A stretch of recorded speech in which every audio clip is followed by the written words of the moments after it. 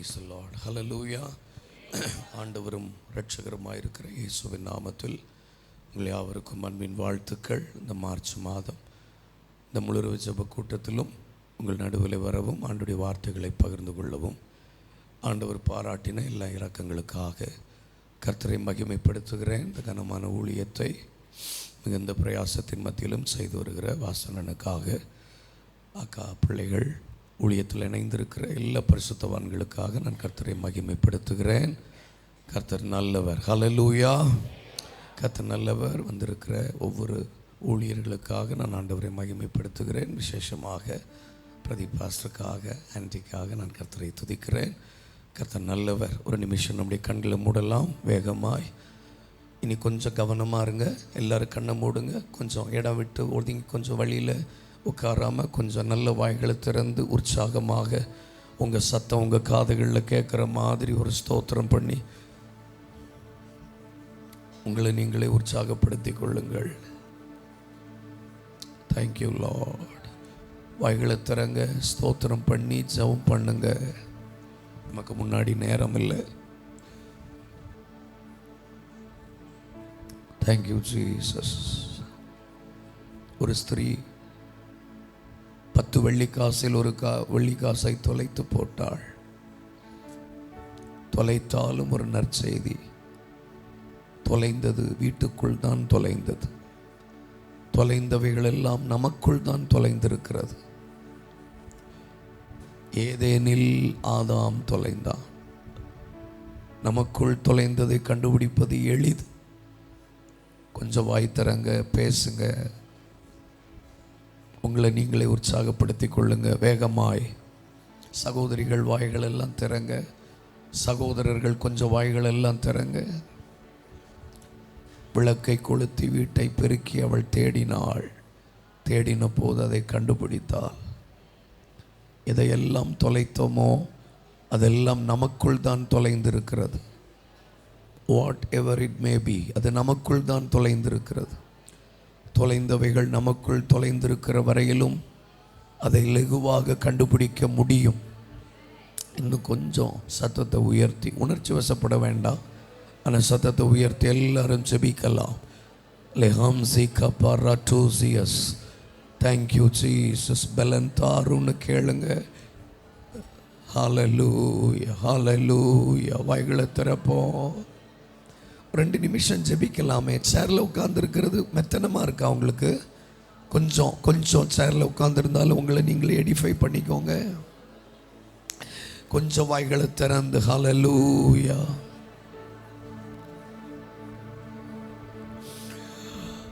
நெஞ்சிலே ஓர் ஊற்று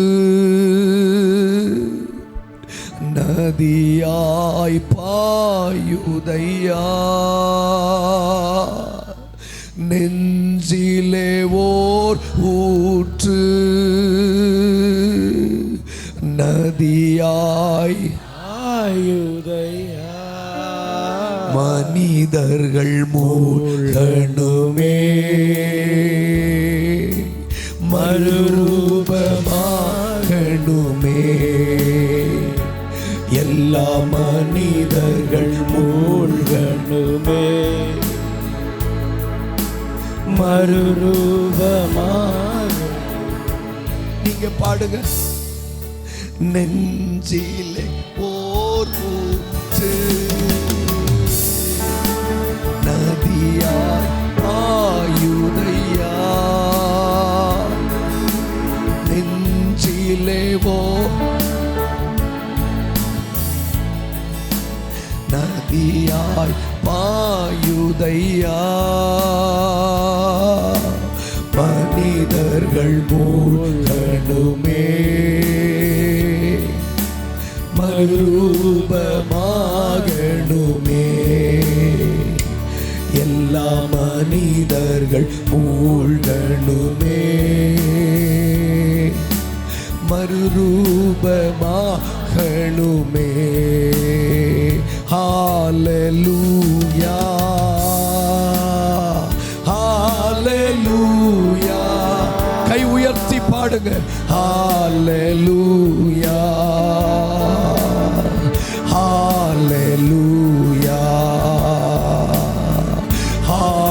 Hallelujah, Hallelujah, Hallelujah.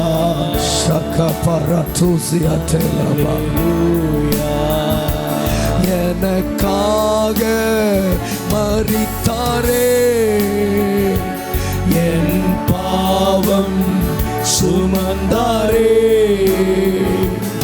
எனக்காக மரித்தாரே,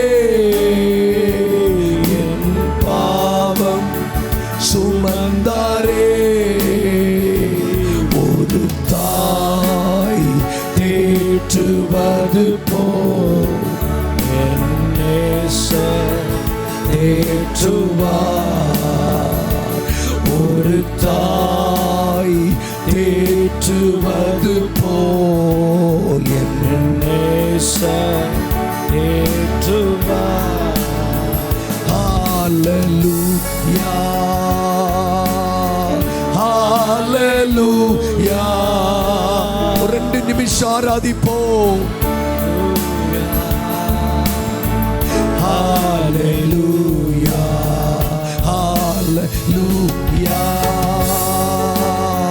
Hallelujah, Hallelujah, Hallelujah. என் உயிரான உயிரான உயிரான இயேசு, என் உயிரான உயிரான உயிரான இயேசு, என் உயிரான இயேசு, என் உயிரோடு கலந்தி என் உயிரே நான் உம்மை துதிப்பேன்.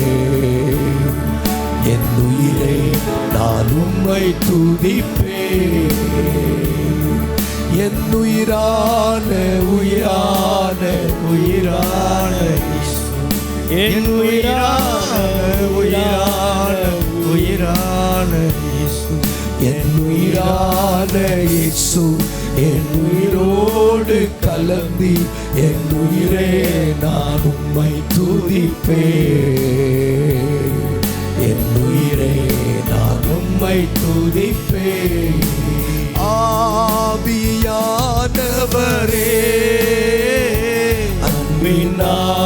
ஆவியானவரே. ஒரு 2 நிமிஷம் ஆராதிங்க வாய் திறந்து. ஆவியானவரே, அன்பின் ஆவியானவரே, ஆவியானவரே, அன்பின் ஆவியானவரே. அப்படியே உங்க கைகளை உயர்த்தி ஆவியானவரே, அன்பிலாவியானவரே. ஆராதிச்சிடாம் கும்பிட்டாராதிச்சிடாம், ஆராதிக்கும் போல் அவர் கானம் பாடிடாம். பூஜிதமாம்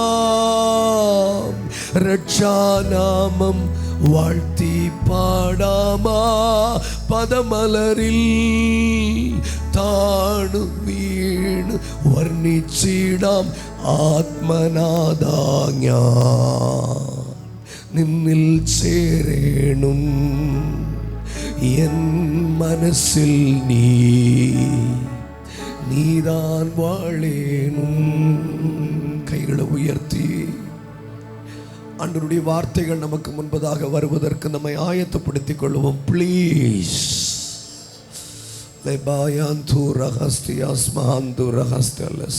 கொஞ்சம் வாய்களை திறக்கலாம். ஆண்கள் எல்லாம் கொஞ்சம் வாய் திறங்க ஐயா. Thank you Lord. உள்ளே அழைத்து செல்லும் உந்தன் பிரசன்னத்தால் நிரப்பிடும். தொடர்ந்து எங்களோடு பேசும். ஜனமடியன் வார்த்தை முடியது. சிலுவை நிழலுக்கு கீழாக மறைத்து நீர் வெளிப்படும். பிரயோஜனமானவைகளை எங்கள் நடுவில் பேசும். இயேசுவின் நாமத்தில் ஜனம் அடியே இந்த வார்த்தை உம்முடையது. சிலுவை நிழலுக்கு கீழாக மறைத்து வெளிப்படும் இயேசுவின் நாமத்தில் ஜெபிக்கிறோம் நல்ல பிதாவே, ஆமென். மத்தேயு எழுதின சுவிசேஷம் 7வது அதிகாரம் 24 முதல் 27 வசனங்களை வேகமாய் வாசிக்கப் போகிறேன். ஆகையால் நான் சொல்லிய இந்த வார்த்தைகளை கேட்டு இவைகளின்படி செய்கிறவன் எவனோ அவனை கன்மலையின் மேல் தன் வீட்டை கட்டின புத்தி உள்ள மனுஷனுக்கு ஒப்பிடுவேன்.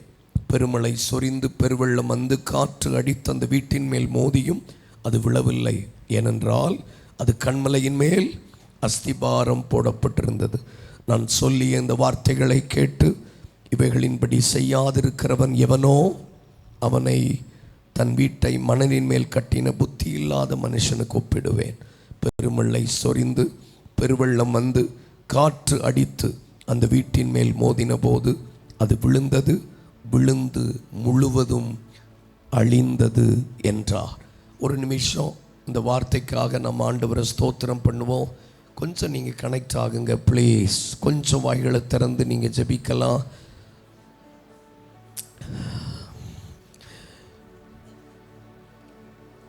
ஜெபம்னு சொன்னால் ஒரு நல்ல சத்தம் வரணும் பாருங்க. நிறைய போக வேண்டியது இருக்குது. கொஞ்சம் வேகமாக நீங்கள் பேசணும். Thank you Lord.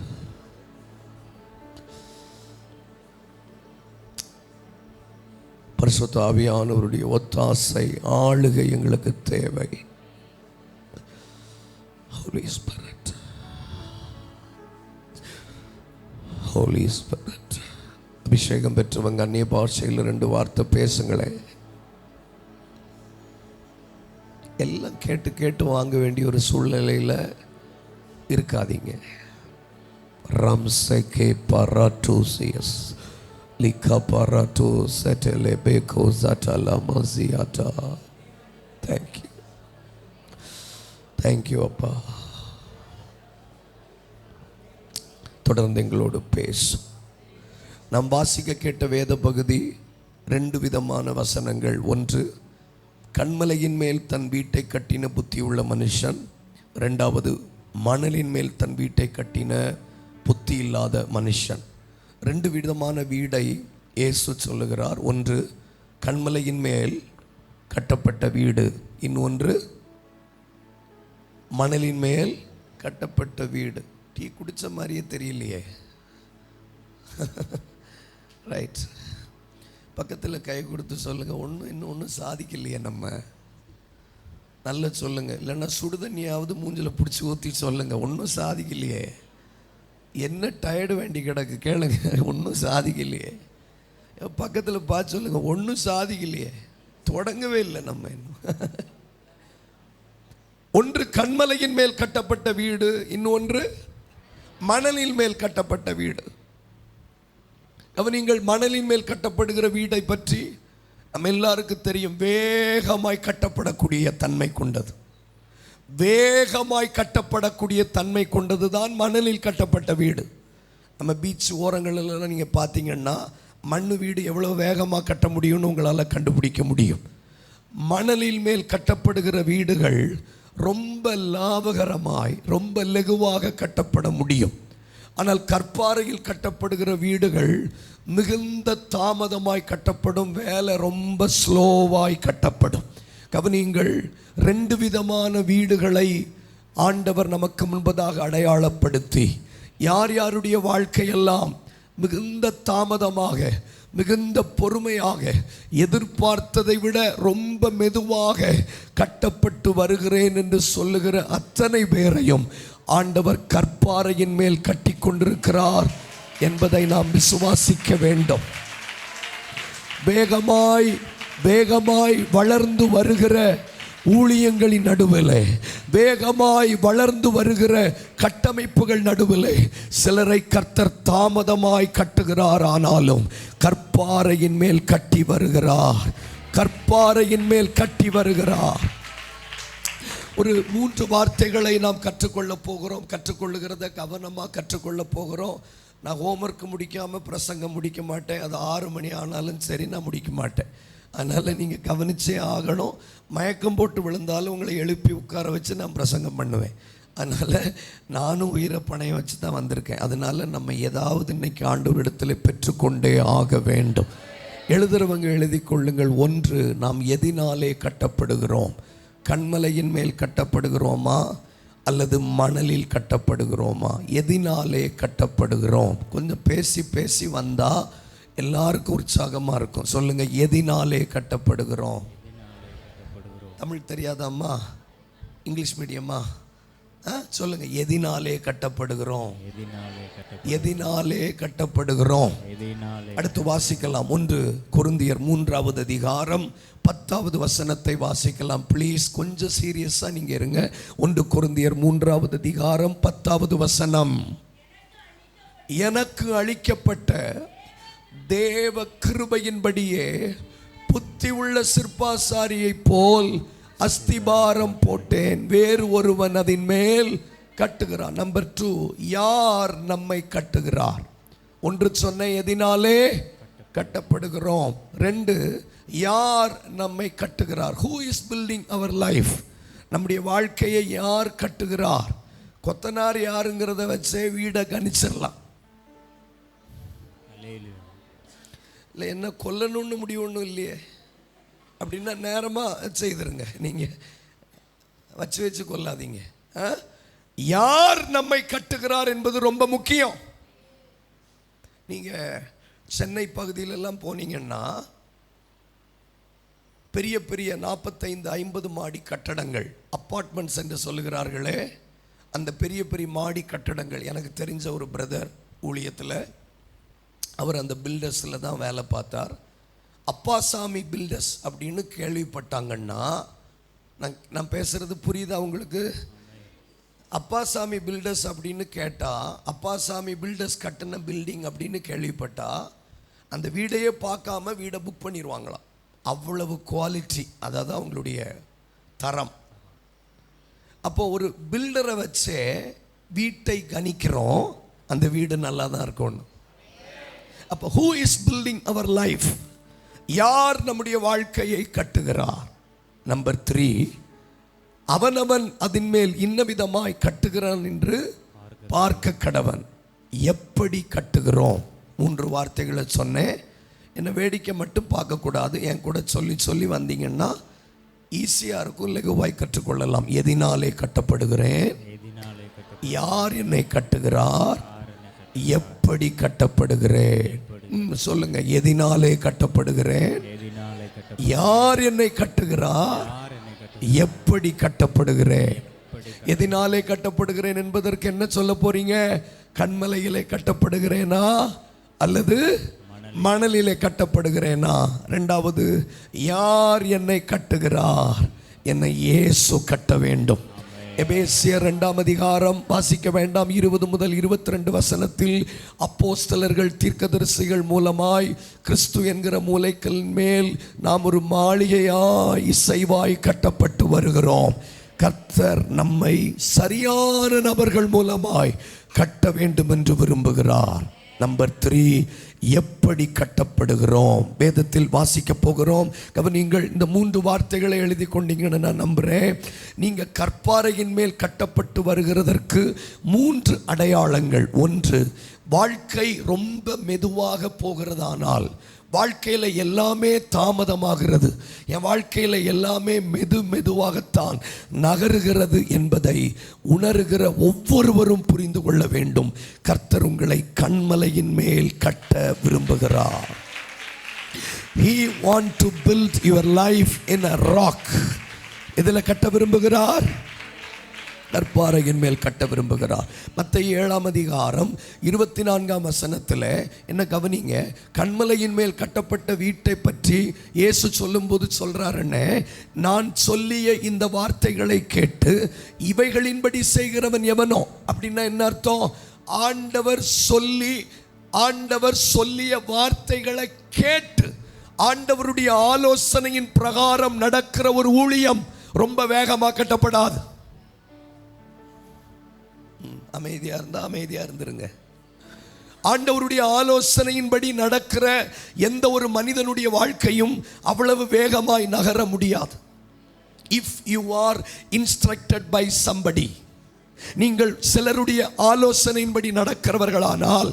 ஆனால் மணலில் மேல் கட்டப்படுகிற வீட்டை பற்றி அழகாக எழுதியிருக்கிறது, நான் சொல்லிய இந்த வார்த்தைகளை கேட்டு அதன்படி செய்யாதிருக்கிறவன் எவனோ. அப்போ கர்த்தருடைய வார்த்தையை கேட்காதவன், கர்த்தருடைய ஆலோசனைகளுக்கு கீழ்ப்படியாதவன், வேத பிரமாணத்திற்கு எதிராக வாழுகிற யாரும் வேகமாய் கட்டப்படுகிறார்கள். ஆனால் பெருமழை வரும், பெருவெள்ளம் மோதும், காற்று வீசும், ஆனால் அந்த வீடு விழுந்து போகும், அந்த வீடு இருந்த இடம் காணப்படாமல் போகும். அப்போ ஒன்று, நீங்கள் தாமதமாய் கட்டப்பட்டாலும் கற்பாறையில் கட்டப்படுவதற்கு விரும்புங்கள். 2, அவர் சொல்லி சொல்லி உங்களை கட்டுறதை நீங்க நேசிங்க. சொல்லி சொல்லி எத்தனை தடவை உங்களை கூட்டத்தில் பார்த்தாச்சு, எழுப்புதல் வரலையே.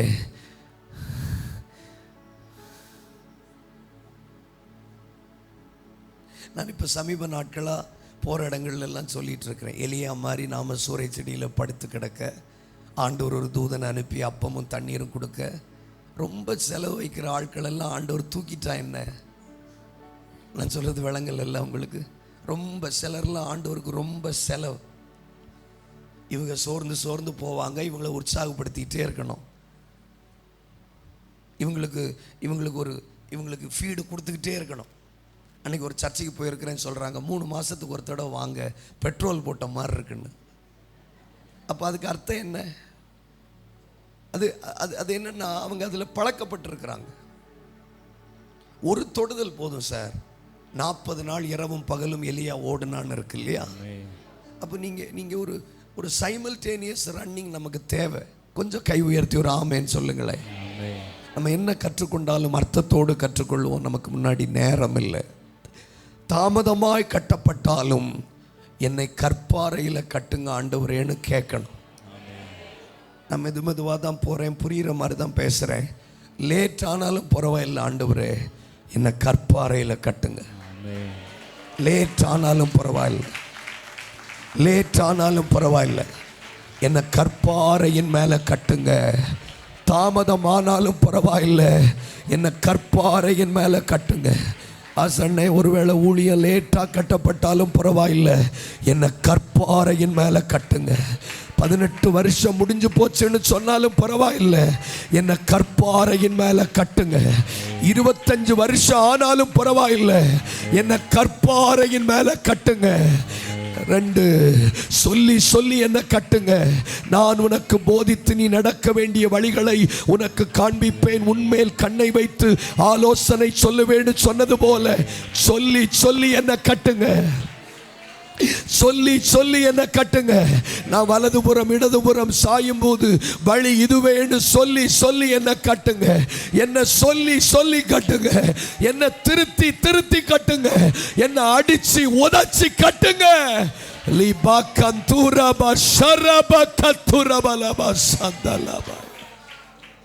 மூன்றாவது, எசேக்கியேல் 13ஆம் அதிகாரம் 10ஆம் வசனம் சொல்லுகிறது, சமாதானம் இல்லாதிருந்தும் சமாதானம் சமாதானம் என்று சொல்லி. யாராவது வாசிங்க.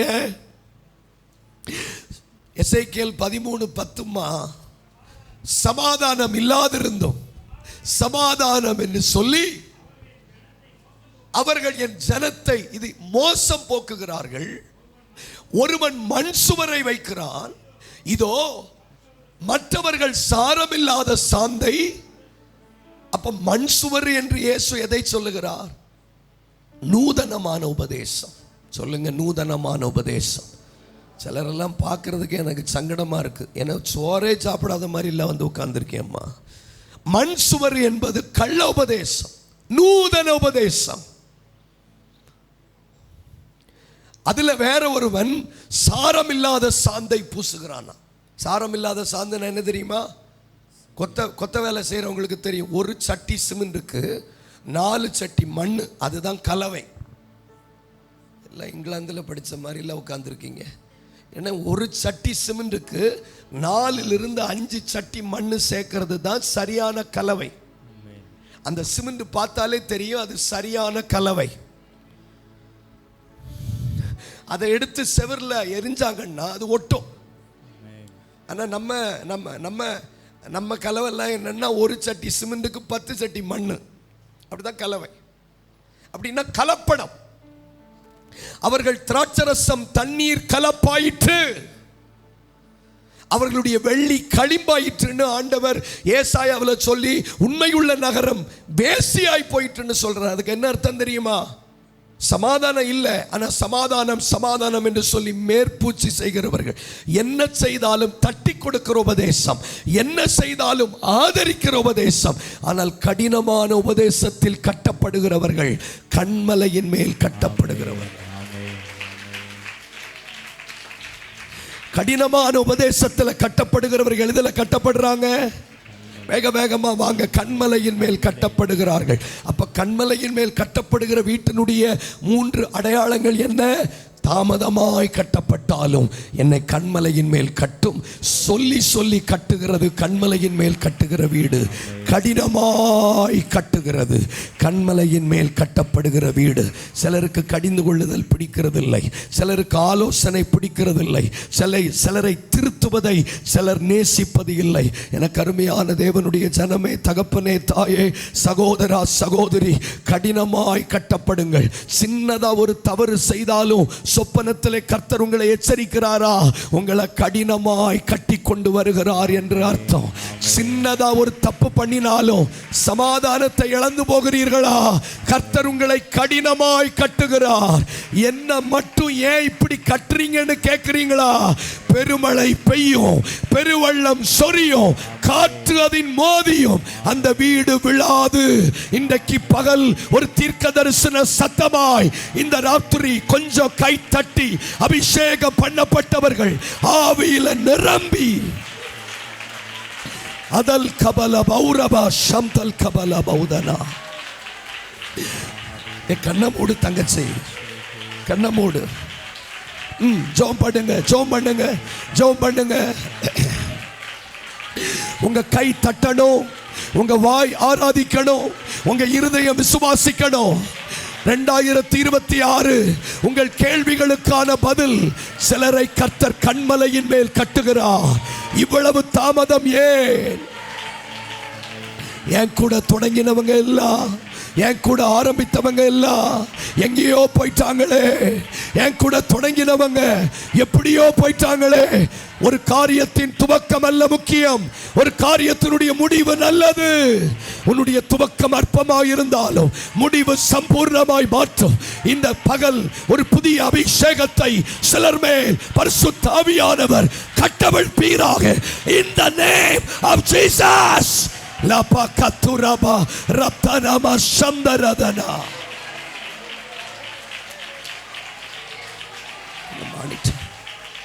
கொஞ்சம் கை தட்டி ஆவியில நிரம்பி.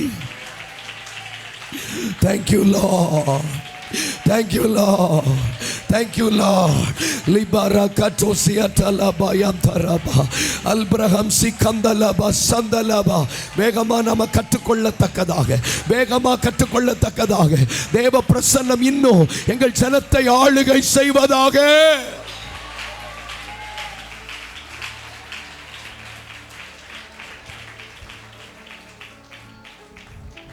இந்த கடைசி நாட்களிலே எதினாலே கட்டப்படுகிறோம், யார் நம்மை கட்டுகிறார், எப்படி கட்டப்படுகிறோம் என்பது ரொம்ப அவசியம். இதெல்லாம் சொல்லிட்டு இயேசு சொல்றாரு பவுல் மூலமாக, எப்படி வேணாலும் கட்டலாம், ஆனால் நாளானது அதை விளங்க பண்ணும். The day will show that. இன்னைக்கு நிறைய பேருடைய ஊழியம் நிலை நிற்காமல் போவதற்கும், நிறைய பேருடைய ஆவிக்குரிய வாழ்க்கை இல்லாமல் போவதற்கும் காரணம் கட்டப்படுகிற விதம் சரியில்லை. கொஞ்சம் கவனிங்க, சும்மா மண்டையாவது ஆட்டுங்க ஐயா. ஏதாவது நம்ம மனுஷன் தானே, நானும் நீங்கள் கவனிக்கிறீங்கன்னு தெரியணும் தானே. சொல்லுங்க, எதினாலே கட்டப்படுகிறேன், யார் கட்டுகிறார், எப்படி கட்டப்படுகிறேன். இன்றைக்கு ஆவியானவர் உங்களை இந்த கடைசி நாட்களில் லேட் ஆனாலும் பரவாயில்லை, என்ன நல்லா கட்டிருங்க ஆண்டவரே. உங்களுக்கு தெரியுமா, நடைமுறையாகவே நான் பேசி போகிறேன். நாடியிலிருந்து கையெடுங்கப்பா. உங்களுக்கு தெரியுமா, ஒரு வெட்டாந்தரையில் ஒரு வீடு கட்டுவது எளிது, ஆனால் கட்டப்பட்ட வீடை ரெனோவேட் பண்ணுறது கஷ்டம். அப்படின்னா என்ன சொல்றது? வீடை பழுது பார்க்கறது கஷ்டம். ஒரு ஒண்ணுமே இல்லாத ஒரு இடத்த புதுசா கட்டுறது ஈஸி. ஆனா ஏற்கனவே கட்டப்பட்ட வீட்டில் பிரச்சனை வந்துச்சுன்னா அதை பழுது பார்க்கறதுக்கு ரொம்ப செலவு. எங்க வீடெல்லாம் பழுது பார்க்கப்பட்ட வீடு, ரெனோவேட்டட் ஹவுஸ்.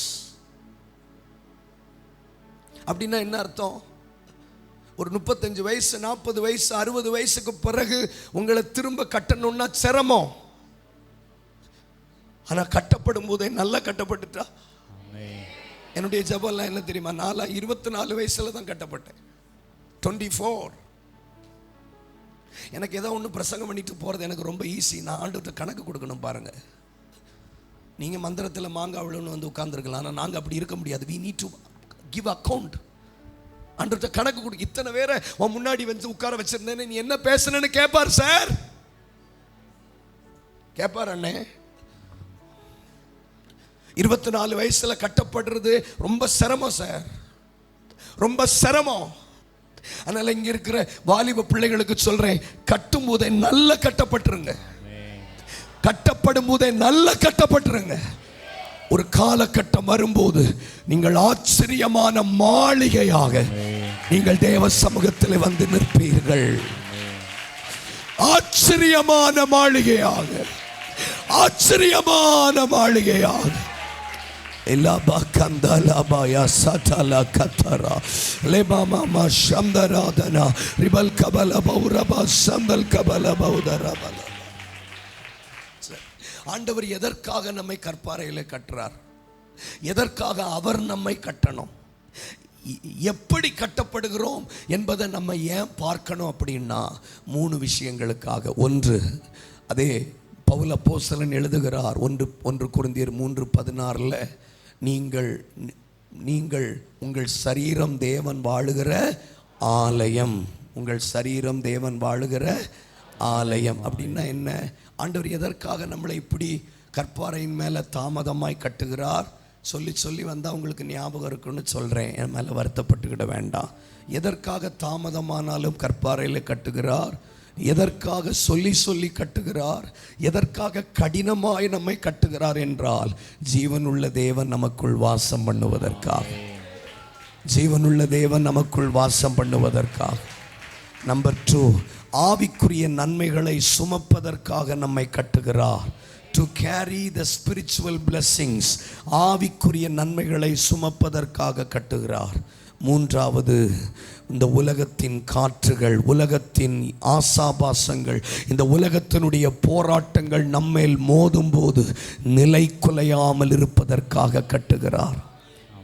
இதுக்கு மேலே எளிமையாக என்னால் பேச முடியும்னு எனக்கு தெரியல. அதனால் உள்ளே உட்காந்து தூங்கிட்டு சாபத்தை சம்பாதிக்காதே, நானே சாபம் போட்டுருவேன், பார்த்துக்கிடுங்க என்ன.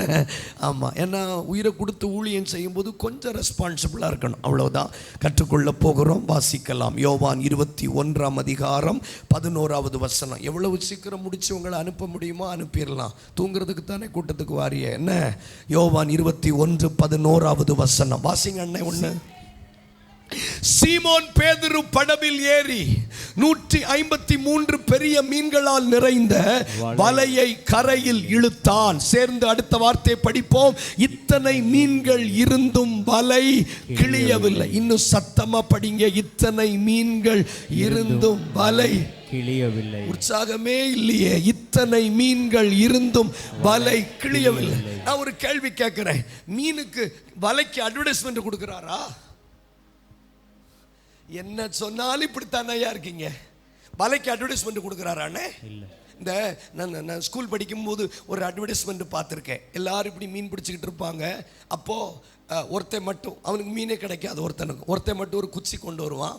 அதில் ஒரு கம்மு மாதிரி ஒன்று இப்படி வைப்பான். வச்சுட்டு தண்ணிக்குள்ளே வச்சோன்னா கிச்சு கிச்சின்னு சவுண்டு கேட்கும். அவன் எங்கெல்லாம் தொட்டு வச்சான்னு அங்கெல்லாம் மீன் வந்து ஒட்டிக்கும். அப்படி எடுத்துகிட்டு போனவொன்னா ஃபெவிகால் அப்படின்னு அட்வர்டைஸ்மெண்ட் போடுவாங்க. இதுக்கு பேர் ஜோக்கு. என்ன? இதுக்கு சிரிக்கணும். இதுக்கு பேர் ஜோக். எல்லாத்தையும் இப்படியே அப்போ உங்களுக்கு என்ன செய்தி புரியும்?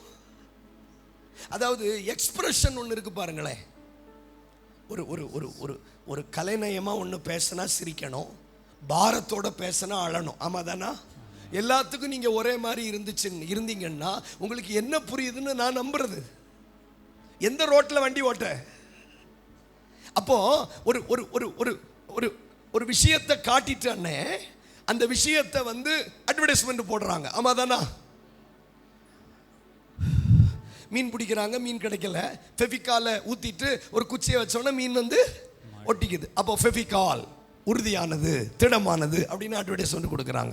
இப்போ இயேசு கிறிஸ்து உயிர்த்தெழுந்த பிற்பாடு இந்த வசனத்தில் பேதுரு மீன் பிடித்ததாகவும் அந்த வலை கிளியவில்லைன்னு போட்டிருக்கா. அப்படி போட்டிருக்குன்னா வலைக்கு அட்வர்டைஸ்மெண்ட் கொடுக்குறாரா ஏசப்பா? இல்லை. போட்டுக்கு அட்வர்டைஸ்மெண்ட் கொடுக்குறாரா? மீன் பிடிக்கிறதுல பேதுரு கில்லாடின்னு இல்லை. It is not an advertisement. இது கடைசி காலத்தில் பேதுரு கட்டப்பட்ட விதத்தை பற்றி ஆண்டவர் எழுதுகிறார். உற்சாகம் இல்லாதவங்க எங்கேயாவது எழும்பி போங்க, மற்றவங்க ஜெபிங்க. அண்ணா, இது அட்வர்டைஸ்மெண்ட் இல்ல. கடைசி காலத்தில் பேதுருவை கர்த்தர் கட்டின விதத்தை பற்றி எழுதுகிறார். இத்தனை மீன்கள் இருந்தும் வலை கிழியவில்லை. நான் ஒரு தீர்க்கதரிசன வார்த்தையை சொல்லுகிறேன். கடைசி நாட்களில் சிலருடைய வலையை ஆண்டவர் கடினமாய் கட்டுகிறார். சிலருடைய வாழ்க்கையை கடினமாய் கட்டுகிறார். லேபா கந்தரபா சதலபா. புரிந்தவங்க மட்டும் கொஞ்ச நேரம் வாயை திறந்து ஜெபிங்க. கடினமாய் கட்டுகிறார். சரி, இவன் எந்த அளவுக்கு பலவீனமான மனுஷன் தெரியுமா? மத்தேயு, கொஞ்சம் உற்சாகமா இருக்க தம்பி. மத்தேயு 26:69 ஒரு ஸ்திரீ இவனிடத்தில் சொன்னாலாம், நீயும் அவனோடு இருந்தவன் தான். போடுங்க, அதை போடுங்க, சீக்கிரம் போடுங்க. 26:69. அந்தர்ணத்தில் பேதுரு வெளியே அரண்மனை முற்றத்தில் உட்கார்ந்திருந்தான். அப்பொழுது வேலைக்காரி ஒருத்தி அவனிடத்தில் நீயும் கலிலேயனாகிய இயேசுவோடு கூட இருந்தாய் என்றார். கவனிங்க, இந்த வார்த்தையில அவன் மறுதலிக்கிற மாதிரி ஏதாவது அவ கேட்டாளா? என்னத்தையாவது பேசுங்க அண்ணே. இல்லை, உன் பிள்ளைய கொன்னுருவேன், உன் மனைவியை கொன்னுருவேன், உன் மாமியாரை கொன்னுருவேன் அப்படின்னு ஏதாவது மிரட்டினாளா? இல்லை. ஒன்னே ஒன்று தான் கேட்டான், நீயும் கலிலேயனாகிய இயேசுவோடு கூட இருந்தாய். இது மறுதலிக்கத்தக்கதான ஒரு வார்த்தையா? இல்லை. அப்படி ஒரு டஃப்பான ஒரு சிச்சுவேஷன்ல அவ பேதுருவை நிறுத்தல. It is an ordinary word. நீயும் கலிலேயனாகிய இயேசுவோடு கூட இருந்தாய், அவ்வளவுதான். அதுக்கு என்ன சொல்றாரு பாருங்க 70வது வசனத்துல. அதற்கு அவன் நீ சொல்லுகிறது எனக்கு தெரியாது என்று எல்லாருக்கும் முன்பதாக மறுதலி. அப்போ எவ்வளவு பலவீனமாக இருந்திருக்கிறான் என்பதற்கு இது சாட்சி. பலவீனன் பேதுரு, பலவீனன். சிலர்லாம் பாருங்க, சின்ன விஷயம் போதும் அவங்க ஏசப்பாவை மறுதலிக்கிறதுக்கு. சிலருக்கு சின்ன காரியம் போதும் ஏசப்பாவை விட்டு வெளியே போகுவதற்கு. சிலருக்கு சின்ன சண்டை போதும் பைபிளை நான் தூக்க மாட்டேன்னு சொல்றதுக்கு. சிலருக்கு சின்ன காரியங்கள் போதும் நான் இனி ஜெபிக்க மாட்டேன், சபைக்கு வரமாட்டேன்னு சொல்லுவதற்கு. அப்படிப்பட்ட பலவீனனாய் இருந்தவன் தான் பேதுரு. சின்ன சின்ன வார்த்தைகளை கூட சகிக்க முடியாத, தாங்க முடியாத ஒரு வாழ்க்கை உடையவன் தான் பேதுரு. ஆனால் கடைசியில் அவன் இயேசு உயிர்த்தெழுந்த பிற்பாடு அவனை பற்றி எழுதப்பட்டிருக்கிறது, 153 பெரிய மீன்களால் நிறைந்த வலையை அவன் கரையிலே இழுத்தான். இத்தனை மீன்கள் இருந்தும் வலை கிழியவில்லை. நான் இயேசுவின் நாமத்தில் சொல்றேன், நீங்க போகிற கடினமான பாதை உங்களை பலமாய் கட்டிவிடும். பலமா கட்டிரும். நீங்க நினைக்கிறீங்க வியாதின்னு, கர்த்தர் உங்களை கட்டுகிறார். நீங்க நினைக்கிறீங்க போராட்டம்னு, கர்த்தர் உங்களை கட்டுகிறார். நீங்க நினைக்கிறீங்க நெருக்கம்னு, கர்த்தர் உங்களை கட்டுகிறார். நீங்க நினைக்கிறீங்க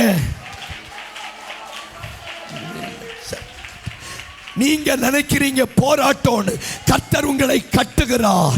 லேகம் சிக்கா பாராட்டு சியாட்டாலாபாயா. நீங்க போராட்டம்னு நினைக்கிறது, கர்த்தர் உங்களை கட்டுகிறார். ஆஸ்பத்திரி வீடுமா அலையறேன்னு நான் சொல்றேன், என் உள்ளான மனுஷனை மரணத்தை ஜெயிக்கும்படி கட்டுகிறார். எனக்கு அவமானம்னு சொல்றேன். அவர் சொல்றாரு, வெளியில அவமானம்டா, உள்ள அவமானத்தை சகிக்கும்படி உன்னை கட்டுகிறார். உனக்கு நெருக்கடின்னு நீங்க நினைக்கிறீங்க, உங்களுக்கு பண பிரச்சனைன்னு நினைக்கிறீங்க. கர்த்தர் பணம் இல்லாமல் வாழுவதற்கு உங்களை கட்டுகிறார். ஒரு மகிமை இறங்கி வருகிறது. சுடரபா கத்தரபா உன்னை கட்டுகிறார். இது போராட்டம் அல்ல, இது சாபம் அல்ல. உன்னை கர்த்தர் கட்டுகிறார், உன்னை கட்டுகிறார். அன்னை உங்களை கட்டுகிறார். லேக்கந்தலபா சியாந்தரபா. விடுதலையோடு 2 செகண்ட் கை தட்டுங்க. எனக்கு ஏன் இந்த போராட்டம்? யார் சொன்னா போராட்டம்? உன்னை கட்டி வருகிறார். அதல் மனா சுடரபல கத்துரபலபா உடரபலபா சம்தல் கபலபௌதனா. பலமான கட்டடங்களை கட்டி கொண்டிருக்கிறார். சிவகாசியிலே மிகப்பெரிய எழுப்புதலின் அக்கினியை சுமப்பதற்கு சிலரை கட்டி கொண்டிருக்கிறார். சிலரை கட்டி, வேடிக்கை பார்க்காதீங்க, கட்டி கொண்டிருக்கிறார், கட்டி கொண்டிருக்கிறார். உன் பிள்ளைகள் மூலமாய், உன் கணவர் மூலமாய், உன் குடும்பம் மூலமாய், உன் தொழில் மூலமாய் உன்னை கட்டுகிறார். ஒரு புதிய அபிஷேகம்.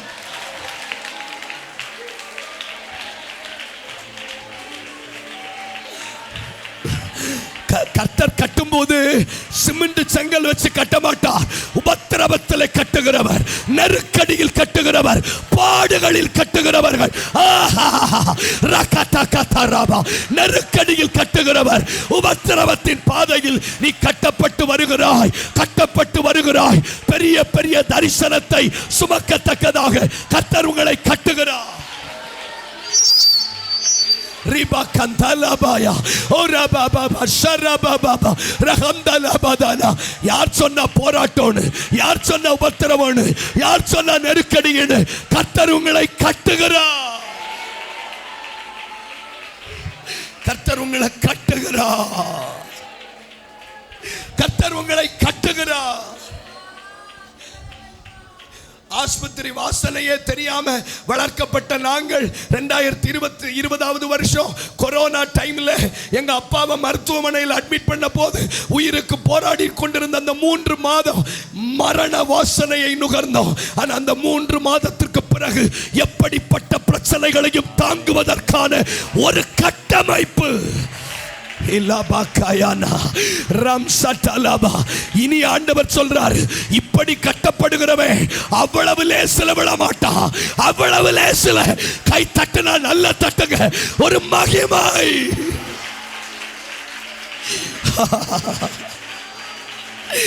உடரபா கதரபா ஷதரதனா. அவமானத்தில் கட்டப்படுகிறவன் அவ்வளவு லேசில சரிய மாட்டான். பணம் இல்லாம கட்டப்படுகிறவங்க அவ்வளவு சீக்கிரத்தில் சரிந்து விட மாட்டாங்க. ஏன்னா சிலரை கட்டுகிற விதம், சிலரை கட்டுகிற விதம், சிலரை கட்டுகிற விதம் இன்ன விதமாய் உன்னை கட்டுகிறார், இன்ன விதமாய் கட்டுகிறார். ரிபக்கயன பஷகதரபகதரபா அகிலபா கபாரம் செகே பருஷ்.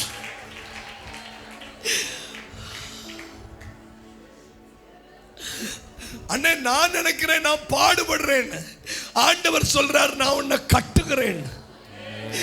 அண்ணே, நான் நினைக்கிறேன் வியாதியின் வழியா போகிறேன். ஆண்டவர் சொல்லுகிறார், நான் உன்னை கட்டுகிறேன். நீங்க சொல்றீங்க எனக்கு குடும்பத்தில் போராட்டம். ஆண்டவர் சொல்லுகிறார், நான் உன்னை கட்டுகிறேன். சின்ன சின்ன விஷயங்களை தாங்க முடியாதவன் தான் பேதுரு. பேதுருவனுடைய வாழ்க்கையை தான் வலைக்கு ஒப்பனையாய் சொல்லுகிறார். பிரசங்கி 7:26 என்ன கவனிங்க. நெஞ்சம், வலைகள் உள்ள நெஞ்சம். நெஞ்சம் வந்து வலையா, கை வந்து கயிறா. சொல்லுங்க என் கூட சேர்ந்து, நெஞ்சம். நெஞ்சம்னா என்ன? இருதயம் வலைக்கு ஒப்பனையாகவும் கை வந்து கயிறுக்கு ஒப்பனையாகவும் சொல்லப்படுகிறது. அப்படித்தான் பிரசங்கிக்கு ஆண்டவர் வெளிப்படுத்துகிறார். வலைகளும் கன்னிகளுமான நெஞ்சத்தை உடையவளும் கயிறுகளாகிய கைகளை உடையவள். நான் பேசுறது புரியுதா? அப்படின்னா என்ன பாஸ்டர்? இந்த வலை என்பது பேதுருனுடைய வாழ்க்கை. ஒரு 3 வார்த்தை கற்றுக்கொள்ளுவோமா? கண் ஒரு வலை, இருதயம் ஒரு வலை, வாழ்க்கை ஒரு வலை. சிலருடைய வலை, அதாவது சரியான விதத்தில் இந்த கண் கட்டப்படலைன்னா இந்த கண்ணு எதை பார்த்தாலும் அதை இச்சிக்கும். ஒரு சேலையை பார்த்தோன்னே வாங்கியே தீரணும்னு சொல்றீங்களா, அவங்க கண்ணு சரியா கட்டப்படலைன்னு அர்த்தம். பிரியாணி கடையை பார்த்தோன்னே ஏற்கனவே சாப்பிட்டு இருந்தாலும் போய் பிரியாணி சாப்பிடணும்னு தோணுதா, உங்க கண்ணு சரியா கட்டப்படலைன்னு அர்த்தம். உங்க கண்ணுக்கு கட்டுப்பாடு இருக்குமானால், உங்க கண்ணை சரியான விதத்தில் கட்டி இருப்பாரானால், உங்க கவனிங்க கவனிங்க கவனிங்க, உங்க கண்கள் அதை பார்த்தாலும் உங்க கண்கள் அதை ஜெயிக்குமே தவிர தோற்காது.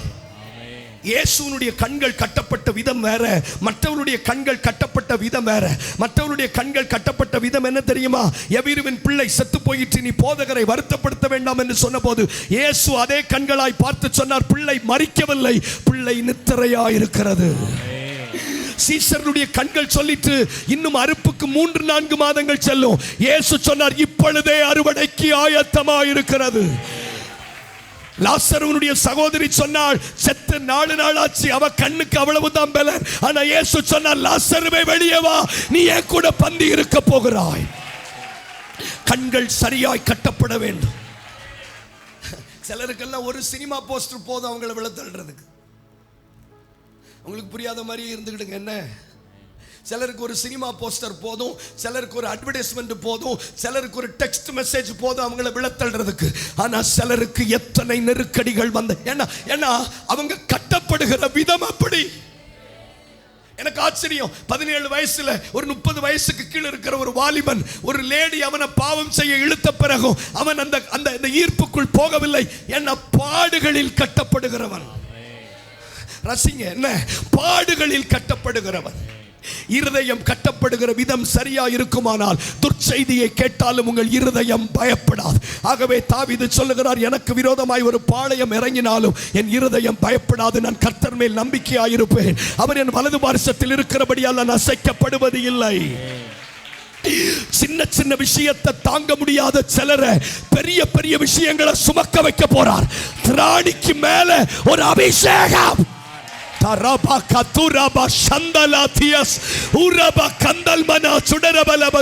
உங்க குடும்பத்தினுடைய வம்ச வரலாறுல இதுவரைக்கும் யாரும் சுமக்காத கிருபைகள், யாரும் சுமக்காத தரிசனங்கள், யாரும் பெறாத தொழில்கள் உன்மேல் இறங்கி வர போகிறது.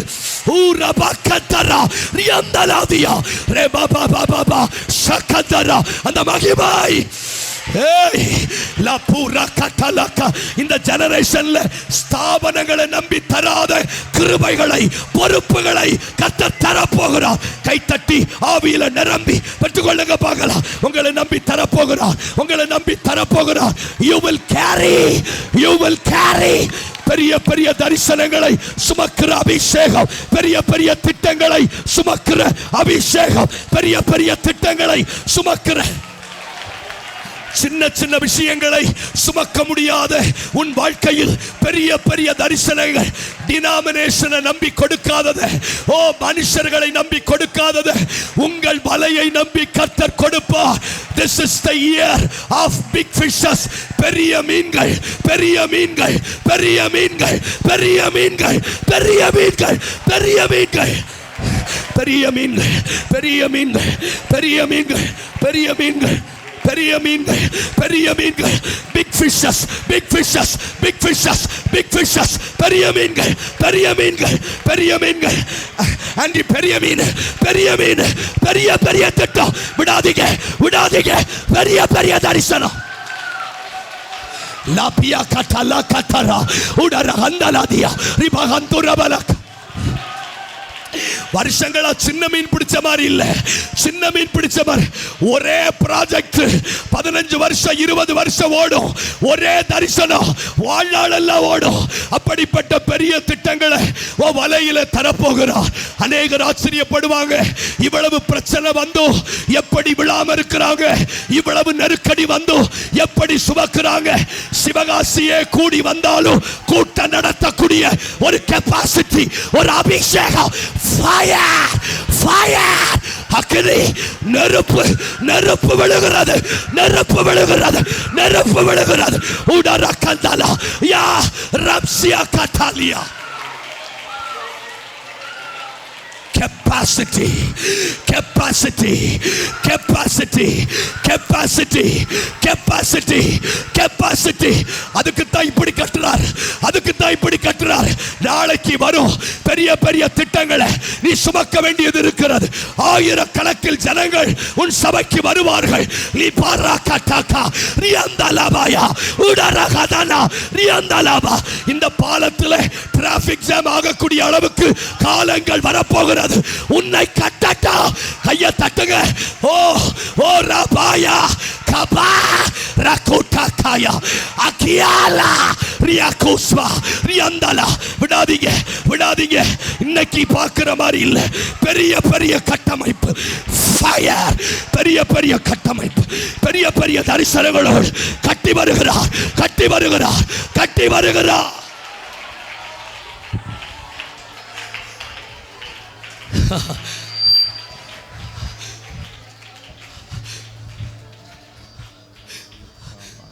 என்ன ஆசீர்வதியோடு சொல்றது ஈஸி.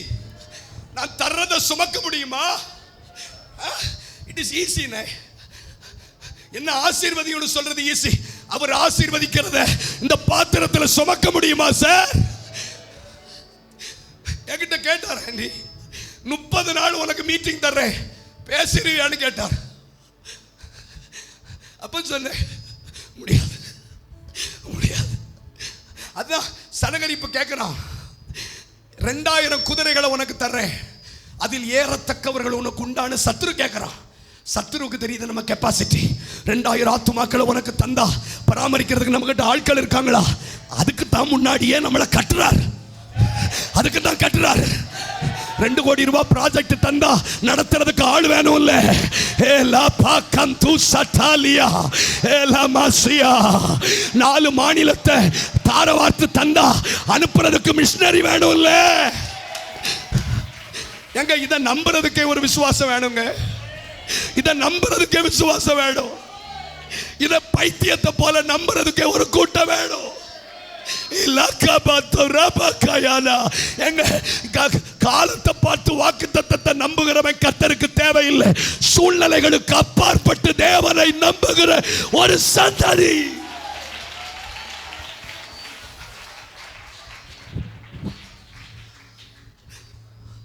நான் தர ரெடி.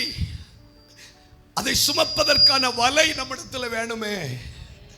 அதுதான் ஆண்டவர் சொல்ற. அதுக்காகத்தான் உன்னை கட்டுறேன். கவனமா புரிஞ்சுக்கிடுங்க. நீங்க நினைக்கிறீங்க பாடுன்னு, அவர் சொல்றாரு கட்டுகிறேன்னு சொல்லு. நான் எவ்வளவு பலவீனமானவன் தெரியுமா? ஒரு ஆள் என்ன பார்த்து சிரிக்கலனாலே மணிக்கூர்கள் உட்கார்ந்து யோசிப்பேன், என்ன ஏன் பார்த்து அவங்க சிரிக்கல. ஆனா இன்னைக்கு அவர் என்ன கட்டின விதம், கற்பாறையை போல உன் நெற்றியை கட்டி ஆக்கினேன். கர்த்தர் கட்டுறார். உபத்திரவம் நினைக்காதீங்க, உங்களை கட்டுறார். ஒரே வீட்டுக்குள்ள ஒரே ரூம் தான் இருக்கு. எல்லாரும் சேர்ந்து கூட்டு குடும்பமா நான் வாழ்றேன், கஷ்டமா இருக்கு. ஆண்டவர் சொல்றாரு கட்டுறேன். என் மனைவி சில நேரம் சொல்லுவா, sometimes I feel so heavy. கூட்டு குடும்பத்தில் வாழ்ந்து பார்த்தவங்களுக்கு தான் அந்த வலி தெரியும். இஷ்டப்படி சாப்பிட முடியாது, இஷ்டப்படி ஒரு முட்டை போட முடியாது, இஷ்டப்படி ஒரு தக்காளியை வெட்டினேன் முட்டை கோசை வெட்டினேன்னு சொல்ல முடியாது. எல்லாருக்கும் சாப்பிட்றது தான் நம்ம சாப்பிடணும். ஆனால் நான் அவகிட்ட சொல்லுவேன், உன்னை கட்டுகிறார். நீ எங்கே போனாலும் வாழ்ந்துடலாம், நீ எங்கே போனாலும் அட்ஜஸ்ட் பண்ணிடலாமா, உன்னை கட்டுறார். ஆனால் இந்த தனி குடும்பத்தில் வாழ்கிறாங்க பாருங்க, இவங்க எங்கே போனாலும் வாழ முடியாது. கட்டப்படாதவர்கள் இவங்க 2 பேரை தாண்டி எக்ஸ்ட்ரா ஒரு ஆள் வந்துட்டாங்கன்னா டீ போட தெரியாது, எவ்வளவு தூள் போடணும்னு தெரியாது, எவ்வளவு தேயிலை போடணும்னு தெரியாது, எவ்வளவு சீனி போடணும்னு தெரியாது. 2 பேருக்கு 4 பேர் எக்ஸ்ட்ரா வீட்டுக்கு வந்துட்டாங்கன்னா எவ்வளவு அரிசி போடணும்னு தெரியாது, உடனே பக்கெட் பிரியாணி. கட்டப்படாதவர்கள், கட்டமைப்பு இல்லாதவர்கள். எத்தனை ஆயிரம் பேர் வந்தாலும் ரெபேக்காள் சொன்ன மாதிரி சொல்லணும், உமக்கும் வார்ப்பேன் ஒட்டகத்துக்கும் வார்ப்பேன். கெப்பாசிட்டிங்க. ஆண்டவர்கிட்ட ஒரு விஷயத்தை கேட்கறதுக்கு முன்னாடி அதை சுமக்கிறதுக்கான கட்டமைப்பு என்கிட்ட இருக்கான்னு கேட்கணும். சில நேரம் சில நன்மைகளையே நம்ம வாழ்க்கையை கீறி போட்டுரும்.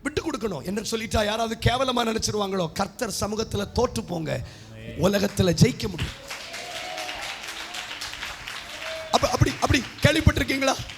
இந்த பிள்ளை என்ன தெருவில் இழுத்து விட்டுடுச்சு, பிசினஸ் பண்ண போறேன், எனக்கு காசு வாங்க, நான் என்ன தெருவில் இழுத்து விட்டுட்டான். இந்த பிள்ளையினுடைய திருமணம் என்ன தெருவில் இழுத்து விட்டுடுச்சு. அப்படி பலதும் நம்மளை இழுத்து விடும். அந்த இழுத்து விட்டதெல்லாம் இந்த வருஷம் நாம இழுக்க போகிறோம்.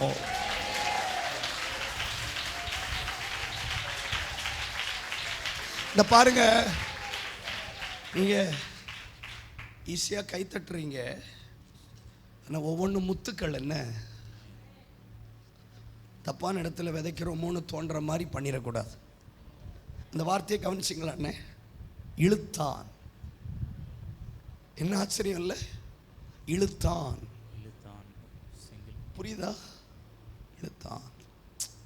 மத்தேயு 17வது அதிகாரம்.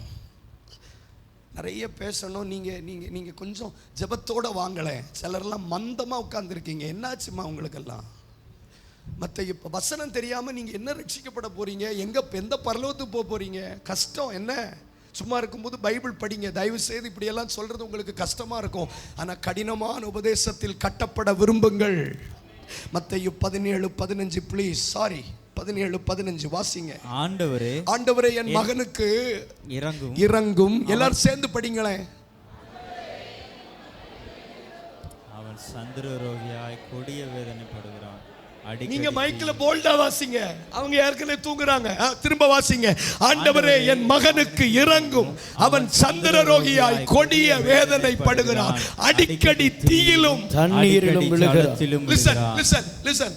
அப்போ இந்த அப்பாவுக்கு என்ன எண்ணம் அப்படின்னா, ஏசப்பா கிட்ட போய் தன் பையனை பத்தி சொல்றாரு. என் மகன் சில நேரம் தீயில விழுறான், சில நேரம் தண்ணியில விழுறான். பெற்றாருடைய பார்வை எப்படி இருக்கு? என் பையன் தீயில விழுறான், தண்ணியில பேசி பேசி வாங்க. என் கணவர் குடியில விழுகிறார். இதான் ஒரு மனைவியினுடைய பார்வை. ஒரு கணவனுடைய பார்வை, என் மனைவி பொருளாசையில விழுகிறாள். ஒரு பெற்றாருடைய பார்வை, என் பிள்ளை பாவத்தில் விழுகிறான், தீயில விழுகிறான், சில நேரம் தண்ணீரில் விழுகிறான். ஆனா 18வது வசனம் வாசிங்க. இயேசு பிசாசை அதட்டினார். போதும். Thank you brother. இயேசு. அப்ப என்ன அர்த்தம்? தகப்பன் சொல்றான், என் பிள்ளை தீயில விழுறான், தண்ணியில விழுறான். ஏசப்பா சொல்றாரு, உன் பிள்ளை விழல, அவனை இழுத்து போடுகிற பிசாசு. எனக்கு ஆவியானவர் சொல்லுகிறார், உன் பையன் மேல வருத்தப்படாதீங்க, உன் புருஷன் மேல வருத்தப்படாதீங்க. இந்த சமுதாயத்தை இழுத்து போடுகிற பிசாசு, அதை இழு. கை தட்டுங்க. இன்னைக்கு சிலருக்கு பலன், வாலிபர்களை இழுக்கக்கூடிய அபிஷேகம். வேடிக்கை பார்க்கிறவங்க வேடிக்கை பார்க்கட்டும். பெற்றுக்கோங்க. ரபா கந்தலபா. அவன் விழல, அவனை இழுத்து கீழே தள்ளுது. ஓ ரபா கந்தலா. இன்னைக்கு இந்த கூட்டத்தில் வாலிபர்களை இழுக்கிற ஒரு அபிஷேகம், சிறு பிள்ளைகளை இழுக்கிற ஒரு அபிஷேகம். பெற்றுக்கோங்க. உங்க மேல அந்த கிருபையை இந்த வசனத்தின் மூலம் லெகம் சிகபரட்டலபாயா ரெகம்தலபாயா சட்டா ரகம்தரா உடரபலபௌஷியாதனா. எவ்வளவு நாள் அவன் விழுறான்னு சொல்ல போறீங்க? எவ்வளவு நாள் என் புருஷன் விழுறான்னு சொல்ல போறீங்க? உன் புருஷன் விழல, உன் புருஷனை ஒரு ஆவி விழ தள்ளுது, உன் மனைவிய ஒரு ஆவி விழ தள்ளுது, உன் பிள்ளைய ஒரு ஆவி சிவகாசி பட்டணத்தில் ஓரினை சேர்க்கை பாவத்தில் ஒரு கூட்டத்தை வீழ்த்துறான். அதை இழே லகபாயாட்டா. அந்த glory, அந்த மகிமை இந்த முழுரவு ஜெபத்தில் சிலர் மேல இறங்கி வருவதாக.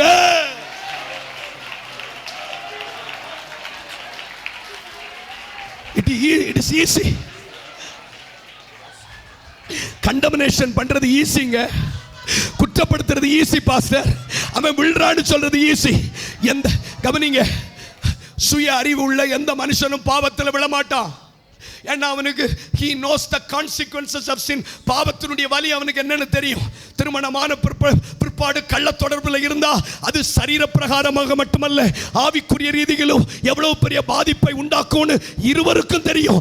ஆனால் அவன் விழுறான்னா அவன் விழல. சில நேரம் அவன் அப்ப அப்பாவுடைய என்ன அவன் தீயில விழுறான். பேரண்ட்ஸ், உங்க பிள்ளை விழல, உங்க பிள்ளைய வீழ்த்துது ஒரு ஆவி. எல்லாம் எப்ப புரியும்? எவ்வளவு நாள் என்னை குற்றப்படுத்த போறோம்? இந்த சந்ததியை இழுக்கிறதுக்கு தான் கர்த்தர் நம்மளை அழைச்சிருக்கிறாரே தவிர அவரை குற்றப்படுத்த அழைக்கல. அவன் விழுகிறான், அவன் விழுகிறான், அவன் விழுகிறான். அவன் என்ன சும்மாவா விழுந்தான்? அவனுக்கு he is not in control.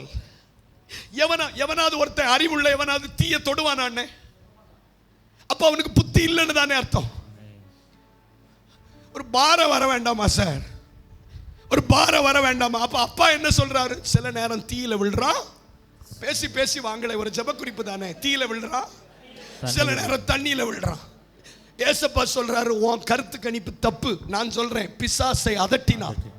உடனே கவனிங்க, உடனே அவனை விட்டு போயிட்டு அந்நேரமே அந்த இளைஞன் சுஸ்தமானான். எனக்கு தெரியுங்க, எனக்கு தெரியும்.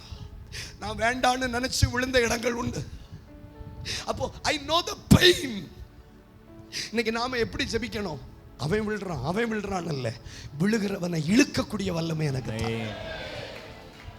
ஒரு வார்த்தை கையை உயர்த்தி கூப்பிடுங்களேன். வாழ்வது நான் அல்ல, என்னில் இயேசுவே வாழ்கின்றார். அடிமை நான் ஆண்டவரே,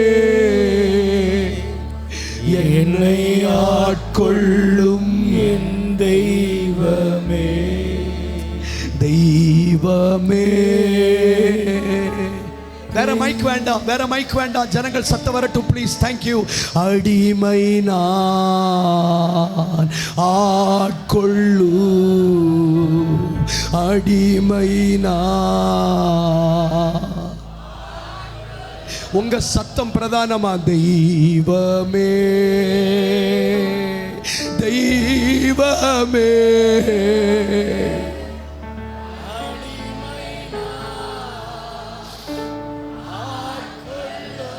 நான் இங்க பாருங்க, நான் சரியா கட்டப்பட்டுட்டா என் புருஷனை கரையில் இழுக்க முடியும், என் பிள்ளைகளை கரையில் இழுக்க முடியும்.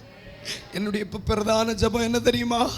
அவன் விழுகிறான்னு சொல்றதுக்கு கர்த்தர் என்ன அழைக்கல, விழுந்தவனை தண்ணியிலிருந்து கரையில இழுக்கக்கூடிய. சிலருடைய பிரசங்கம் சிலரை இழுக்க போகிறது, சிலருடைய ஜெபம் சிலரை இழுக்க போகிறது, சிலருடைய ஆராதனை சிலரை பலிபீடத்தில் இழுக்க போகிறது. 2 நிமிஷம் கை தட்டுங்க. அப்படி ஒரு அபிஷேகம், ஃபயர், ருகட்ட கத்தராபா. கொஞ்சம் கை தட்டுங்க, கொஞ்சம் கை தட்டுங்க.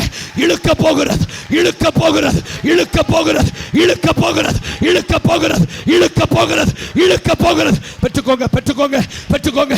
இழுக்க போகிறது. இது இழுக்கிற பகல். உன்னுடைய பிரசங்கம், உன்னுடைய ஆராதனை, நீ அந்தரங்கத்திலே ஜெபிப்பாய், நீ அந்தரங்கத்திலே உட்கார்ந்து ஜெபிப்பாய். ஆனா வெளி உலகத்திலே போகிற ஒரு புருஷனை கர்த்தர் பலிபீடத்துக்கு இழுத்து கொண்டு வருகிறார். வானம் திறக்கப்படுகிறது, வானம் திறக்கப்படுகிறது. விடாதீங்க, விடாதீங்க, விடாதீங்க, விடாதீங்க.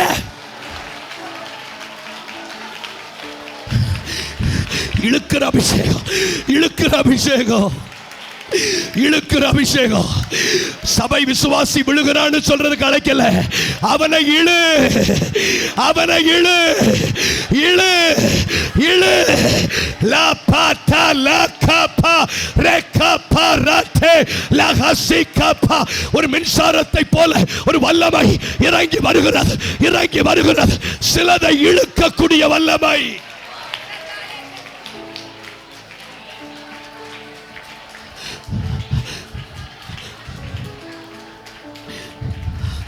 தெய்வமே, தெய்வமே, அடிமை நான். வேடிக்கை பார்க்காதீங்க அண்ணா, நீங்க பார்க்காதீங்க, நீங்க ஜெபம் பண்ணுங்க. ஆட்கொள்ளு. உணர்ச்சி வசப்படுறோமா? இல்ல. 2 வித்தியாசம் இருக்கு பாருங்க. விழுகிறான்னு சொல்றது எப்படி இருக்கு, விழுகிறவனை இழுத்தான்னு சொல்றது எப்படி இருக்கு? இந்த சந்ததியில எதுக்கு நம்மளை அழைச்சிருக்கிறாரு? விழுகிறான்னு சொல்றதுக்கு இல்ல, விழுந்தவனை கரையில் இழுப்பதற்கு. தயவு செய்து இதெல்லாம் ஒரு ஜெப குறிப்பா மாத்துங்களேன். சில நேரம் தீயில விழுகிறான், சில நேரம் ஈஸி. ஜெபத்தில் என் புருஷன் விழுகிறான்னு சொல்றது ஈஸி, சிவகாசி பட்டணம் விழுதுன்னு சொல்றது ஈஸி. விழுந்தவனை யாரும் இழுக்கிறது கரையில. I am a living witness. என்னை இழுத்து போட்ட விஷயத்தை இன்னைக்கு நான் கரையில் இழுக்கிறேன். இதே அருப்புக்கோட்டையில் நரிக்குடிங்கிற ஒரு இடத்துல லிவிங் டெஸ்டிமோனி எனக்கு தெரியும். ஒரு கூட்டம் முடிச்ச பிறகு ஒரு அண்ணனை கூட்டிட்டு வந்தாங்க சாட்சியா. பயங்கர லாரி டிரைவர், குடிக்கிறவர், அப்ப கூட குடிச்சிட்டு தான் வந்தார். அந்த அக்கா சொல்றாங்க, நீங்க சாட்சியில சொன்னீங்களே குடியில இருந்து ஆண்டவர் உங்களை ரட்சித்தாருன்னு, என் புருஷனுக்கு ஒன்று ஜெபம் பண்ணுங்க. நான் ஒன்றும் ஜெபம் பண்ணல, ஏற்கனவே ஐ வாஸ் கம்ப்ளீட்லி ட்ரெயின்ட். 3 மணி நேரம் 4 மணி நேரம் பிரசங்கம் பண்ணிட்டு சரீரத்தில் ஒரு சொட்டு பலன் இல்லை. அவருடைய முதுகை மட்டும் தொட்டுட்டு, ஆண்டவரே என்ன தொட்டீங்களே, இந்த அண்ணனை தொடுங்க ஆண்டவரே. வெறும் 6 மாசம். அடுத்த 6 மாசத்துக்கு போகும்போது அந்த பாஸ்டருக்கு அவர் அசிஸ்டன்ட் பாஸ்டர். என்ன சொல்ல வர, நம்மளை இழுத்த விஷயத்தை நாம கரையில இழுக்கக்கூடிய வல்ல. இன்னும் ஒரு படி இறங்கி சொல்றேன், உங்க ஃபெயிலியர் தான் உங்க மினிஸ்ட்ரி. நீங்க எதுல தோத்தீங்களோ அது மேல அதிகாரம். நீங்க தோற்றது பண பிரச்சனை இல்லைன்னா பணத்தின் மேல அதிகாரம். நீ எதுல தோற்றாயோ அதன் மேல ஒரு அத்தாரிட்டி. கைகளை தட்டுங்க, ஒரு அபிஷேகம். மகிமை மகிமை மகிமை.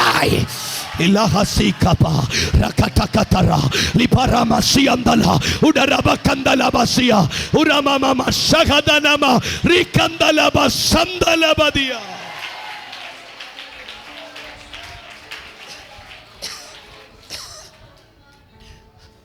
தங்கச்சி புரியலன்னா அமைதியா இருக்கணும். என்னம்மா, டோன்ட் டு தட். அச்சே கூடாது, அச்சே கூடாது, அச்சே கூடாது. என்ன, கை உயர்த்தி ஸ்தோத்திரம் பண்ணுங்க.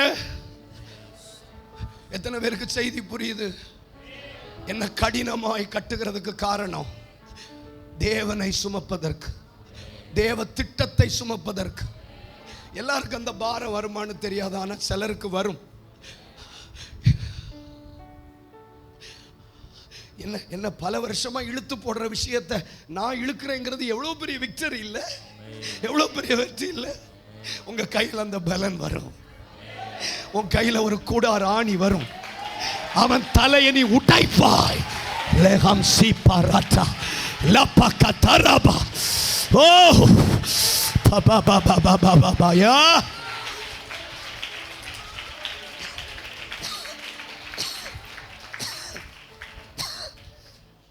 இனி விழுகிறான்னு சொல்லக்கூடாது, விழுந்தவனை இழுத்தேன்னு சொல்லணும். ஜெபத்தில், ஆராதனையில், பிரசங்கத்தில், அந்நிய பாஷையில்.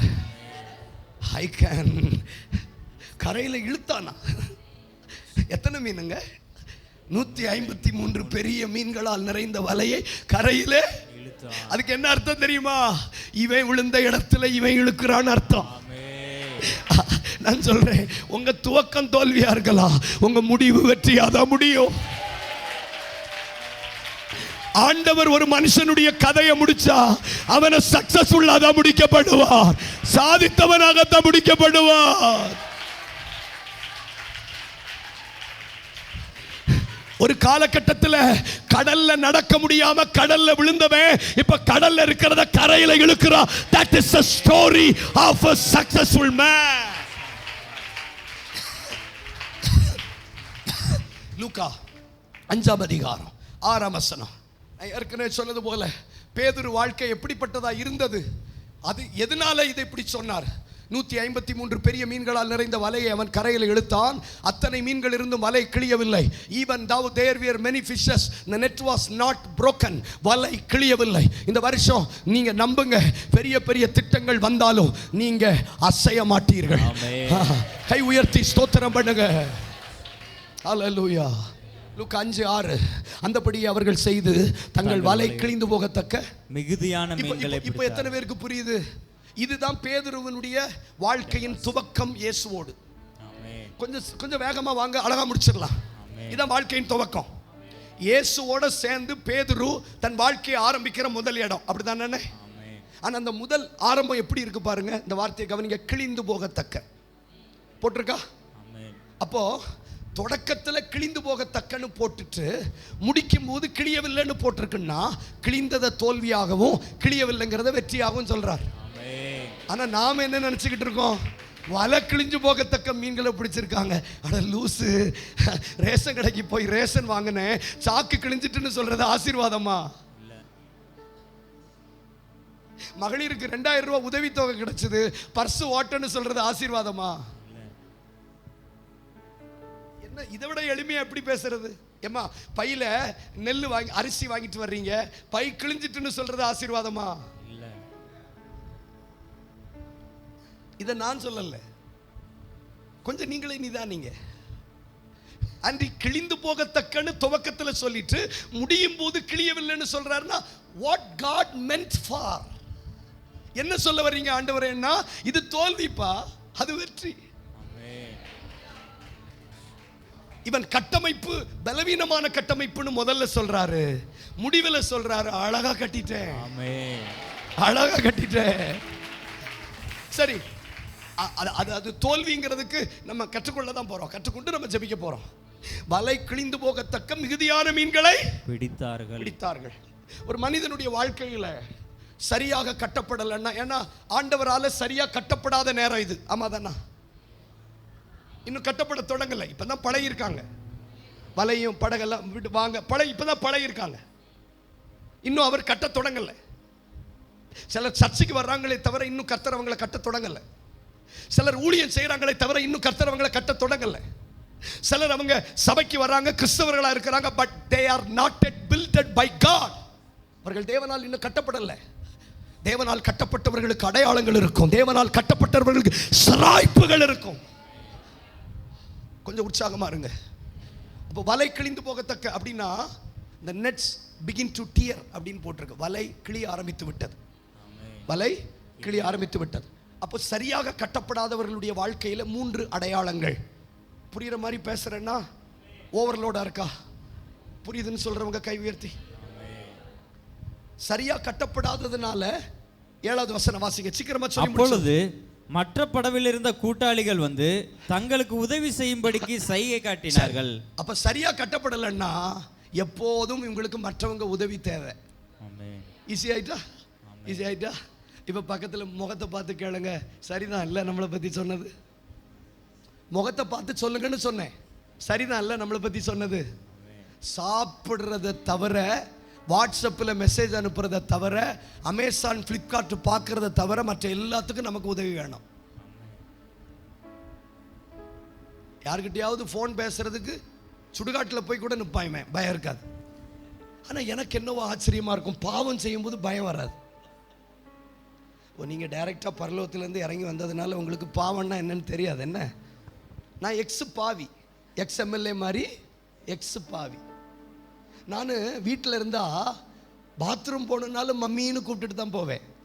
ஆனால் சிகரெட் அடிக்கும் போது சுடுகாட்டில் போய் நின்று குடிச்சிட்டு வருவேன். ஏன்னா கூட தான் பேய் வருதே. புரியல அவருக்கு? அப்போ அது என்ன, அது என்ன மாயமோ தந்திரமோ தெரியல. நீங்கள் பாவம் செய்யும் போது மட்டும் பாருங்க, வீட்டுக்குள்ளேயே லைட்டு போட்டுட்டு அலையிறவன் பாவம் செய்யும் போது மட்டும் இருட்டில் இருப்பான். அவனுக்கு டவரே கிடைக்காது, ஹலோ ஹலோ ஹலோன்னு போயிடுவான், டவருக்கு மேலேயே ஏறி போயிடுவான். இந்த வீட்டுக்குள்ளே இருந்து டவர் கிடைக்கலன்னு சொல்கிறவங்கள ஒன்றும் நம்பாதீங்க. வீட்டுக்குள்ளே இருந்துட்டு ஹலோ ஹலோன்னு கேட்டு வெளியில் போகிறாங்கன்னா அந்த நம்பரை ஒன்று ஃபாலோ பண்ணுங்க. அது அவங்களுக்கு அதுக்கெல்லாம் உதவி தேவையில்லை. ஆனால் ஒரு பாட்டு பாட சொல்லுங்க, எனக்கு உதவி வேணாம். ஒரு கிராம ஊழியத்துக்கு போக சொல்லுங்க, நான் தனியாக போகவா. ஆனால் மீன் குழம்பு வச்சு சாப்பிட சொல்லுங்க, தனியாக சாப்பிடுவாங்க. வாட்ஸ்அப்பில் மெசேஜ் அனுப்ப சொல்லுங்க, தனியாக மெசேஜ் அனுப்புவாங்க. ஏதாவது துணி கடையில் சேல் எடுக்க விடுங்க, தனியாக எடுப்பாங்க. அதான் அன்னைக்கு ஒருத்தருக்கு சொன்னாங்க, திருமணமான புதுசில் கணவன் சேல் எடுத்துட்டு வந்தா என்ன சேலனாலும் மனைவிக்கு பிடிக்குமா. திருமணமான பாதி வருஷத்தில் என்ன கூட்டிட்டு போய் சேல் எடுங்கன்னு சொல்லுவாங்களாம். திருமணம் ஆகி ரொம்ப வருஷம் ஆயிட்டுன்னா காசு தாங்க நான் போறேன்னு சொல்லுவாங்களாம். நீங்க எத்தனாவது ஸ்டேஜில் இருக்கீங்கன்னு எனக்கு தெரியல. 9th ஸ்டேஜா? அப்போ இவங்களுக்கு உதவி தேவைப்படுது. ஏன்னா இவங்க கட்டப்படல. இவன் சரியா கட்டப்படாததுனால இவனுக்கு எல்லாவற்றுக்கும் மற்றவங்களுடைய உதவி. இன்னைக்கு நீங்க உங்க ஆவியில நிதானிச்சு பாருங்க. எல்லாவற்றுக்கும் எனக்கு ஐ நீட் பிரேயர் சப்போர்ட் அப்படின்னு சொல்றீங்கன்னா நீங்க சரியா கட்டப்படலை. பிரேயர் சப்போர்ட் எல்லாருக்கும் தேவை. ஆனா எப்போதும் உங்களுக்கு ஜெப உதவி தேவைப்படுதுன்னா நீங்க சரியில்லைன்னு அர்த்தம். எல்லாவற்றுக்கும் உதவி தேவை. இரண்டாவது போடப்பட்டிருக்கு, அவர்கள் வந்து 2 படகுகளும் அமிழத்தக்கதாக நிரப்பினார்கள். அப்படின்னா என்னன்னா, வந்த மீனை பிரயாசப்பட்டு மீன் பிடிச்சது பேதுரு, ஆனா இவன் அனுபவிக்காம மற்ற படகுகளுக்கு கொடுக்குறான். இது ஆசீர்வாதமா இல்லையா? இல்லை. நான் தர்மபுரி பக்கம் இருக்கிற ஒகேனக்கல் கேள்விப்பட்டிருக்கீங்களா? பரிசெல்லாம் அங்கே ஒரு கூட்டம் முடிச்சுட்டு அங்கே போகிறதுக்கு ஒரு வாய்ப்பு கிடைச்சது. அங்கே மீன் தூக்க வருது, விழுந்துடாதீங்க கீழே, கவனிங்க. அப்போ அங்கே டேம் மீன் வச்சுருப்பாங்க. அந்த மீனை நம்ம செலக்ட் பண்ணி கொடுத்தோன்னா குழம்பு வைப்பாங்க, பொரிச்சு தருவாங்க, ஃப்ரை பண்ணி தருவாங்க, சாப்பாடு உங்களை சாப்பிட போ சொல்லலை, அங்கே அப்படி செய்வாங்கன்னு சொன்னேன். அப்போது ஒரு 15 பேர் கொண்ட ஒரு குழு மீன் ஆர்டர் பண்ணாங்க, பொரிச்சாங்க, குழம்பெல்லாம் வச்சு ஒருத்தன் அவன் டான்ஸ் ஆடிக்கிட்டே தான் அந்த சோத்து பானையை ஒரு பக்கெட்டில் தூக்கிட்டு போனான். ஒரு பெரிய தட்டு ஃபுல்லாக பொரித்த மீன்கள், பெரிய பெரிய வட்டமாக வெட்டி வச்சிருக்கு, குழம்பு வச்ச மீன் எடுத்துகிட்டு போகிறாங்க சாப்பிட்றதுக்கு. இவன் ஆடி ஆடி போனான்னா பக்கெட்டு கீழே விழுந்துச்சு, சோறு ஃபுல்லாக கீழே கொட்டிட்டு 15 பேர் இப்படி சுற்றி பார்த்துட்டு இருக்கிறாங்க. ஒன்றும் செய்ய முடியாது, அவனை அடித்து கொல்லவும் முடியாது. மீன் இருக்குது, குழம்பு இருக்குது, சோறு இல்லாமல் சாப்பிட முடியுமா? இப்படியே பார்த்துக்கிட்டு இருக்காங்க. ஏற்கனவே 4 மணி ஆச்சு, குளிச்சு ஆட்டம் போட்டு பசி அவனுக்கு. அதில் ஒருத்தன் சொல்கிறான், உடனே அங்கே கொஞ்சம் நேரத்தில் குரங்கு கூட்டெல்லாம் வந்து சாப்பிட்றாங்க. சாப்பிட்டோன்னே ஒருத்தன் சொல்லலாம், அவர் சாப்பிட்றாரு. இவங்களுக்கு புரியல, அவர் சாப்பிடட்டோன்னு. நான் சொல்கிறேன், நல்லவனே, நீ அதுக்குன்னு சோறு பொங்கி கொடுத்து சாப்பிட்றாருன்னு சொல்லியிருந்தா உனக்கு சல்யூட் பண்ணியிருப்பேன். நீ கொண்டு வந்து சூடு தாங்காமல் நீ டான்ஸ் ஆடி கீழே கொட்டிட்டு அவர் சாப்பிட்றாருன்னா அது ஆசீர்வாதம் இல்லை. அப்போ நீ அனுபவிச்சு போக மற்றவங்களுக்கு கொடுக்கறது ஆசீர்வாதம். What is generosity? தாராள குணம்னா என்ன தெரியுமா? நான் அனுபவிச்சு போகிறத மற்றவங்களுக்கு கொடுக்கணும். எனக்கு போதுமான அளவுக்கு கூட்டம் இருக்கு அண்ணே, மீதி இருக்கிற கூட்டங்களுக்கு என்னால் போக முடியல, நீங்கள் ஒரு கூட்டத்துக்கு போங்க, அண்ணே ஒரு இடத்துக்கு போங்கன்னு நான் சொல்றது ஆசீர்வாதம். ஆனால் என் கூட்டத்துக்கே நான் போக முடியாமல் பலவீனம் அடைந்து நீங்கள் போங்கன்னு சொல்றது சாபம். அதனால தான் உபாகமம் 28ஆம் அதிகாரம் சொல்கிறது, நீ ஒலிவ மரத்தை நாட்டுவாய், அதன் எண்ணெயை வேறு ஒருவன் பூசிக்கொள்ளுவான். நீ நீ திராட்சை தோட்டத்தை நாட்டுவாய், அதன் கனிகளை வேறு ஒருவன் புசிப்பான். நீ ஒரு பெண்ணை உனக்கு நியமிப்பாய், வேறே ஒருவன் அவளை திருமணம். அதுக்கு அர்த்தம் என்ன தெரியுமா? நீ பிரயாசப்படுகிறத நீ சாப்பிட முடியாதது சாபம். இது சரிதானா இல்லையாங்கிறத நாம கம்பேர் பண்ணும்போது உங்களுக்கு கண்டிப்பா புரியும். திருன்னு முடிக்காதீங்க ப்ளீஸ். சில நேரம் சத்தியம் கசக்கும்.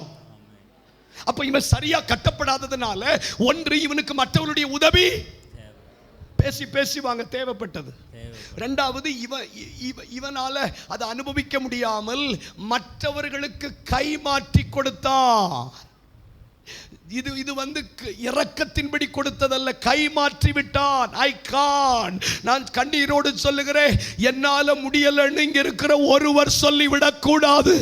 நான் உயிரோடு இருக்கிற வரைக்கும் என் கடமையை நான் செய்ய எனக்கு பலன் வேணும். என் பிள்ளைகளை வளர்க்க எனக்கு கிருபை தாங்க, என் தொழிலை செய்ய கிருபை தாங்க, என் ஊழியத்தை நிறைவேற்ற கிருபை தாங்க. மூன்றாவது, மீன் வந்ததுக்கு கணக்கு இருக்கு, எங்க போச்சுங்கிறதுக்கு கணக்கு இல்லை. இதுதான் கட்டப்பட்ட விதம் சரியில்லைங்கிறதுக்கு அடையாளம். இன்னும் கொஞ்சம் உற்சாகமா வாங்க. வந்தது தெரியுது, போன இடம் தெரியல. மிகுதியான மீன்களை பிடிச்சாங்கன்னு இருக்குல்ல, பக்கத்தில் கேளுங்க, எங்க போச்சுது? ஆமா, வலை கிழிஞ்சிட்டு இல்லை, இனி எங்க போச்சுன்னு எப்படி தெரியும் சொல்லுங்க? பக்கத்தில் சொல்லுங்க. டிஷர்ட் எல்லாம் யூனிஃபார்மா போட்டிருக்கீங்க, பக்கத்தில் கை கொடுத்து சொல்லுங்க, எங்க போச்சுது? இன்னும் கொஞ்சம் கற்றுக்கொண்டு நாம ஜெபிக்க போறோம். வந்தது தெரியுது, போன இடம் தெரியல.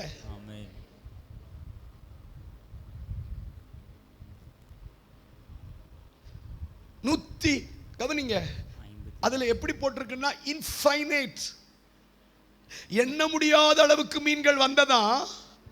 ஆனா அந்த மீன்களை பொரித்தார்கள்னு பைபிள்ல இருக்கா? விற்றார்கள்னு பைபிள்ல இருக்கா? இந்த வேதாகமம் கணக்கு வைக்கிற புஸ்தகம். 5 அப்பம் 2 மீனுக்கு கணக்கு இருக்கு. அது 5000 புருஷர்கள் சாப்பிட்டாங்கன்னு கணக்கு இருக்கு.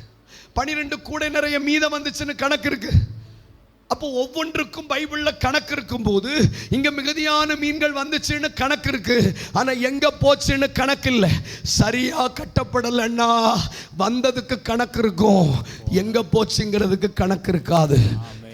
கைத்தட்ட வேண்டாம், நான் சொல்லியே முடிக்கல, கவனமா கேளுங்க. வந்தது பெருசு இல்லை, நான் அபிஷேகம் பெற்றேன்னு சொல்றது பெருசு இல்லை, அது எங்க போச்சுன்னு சொல்றது தான் பெருசு.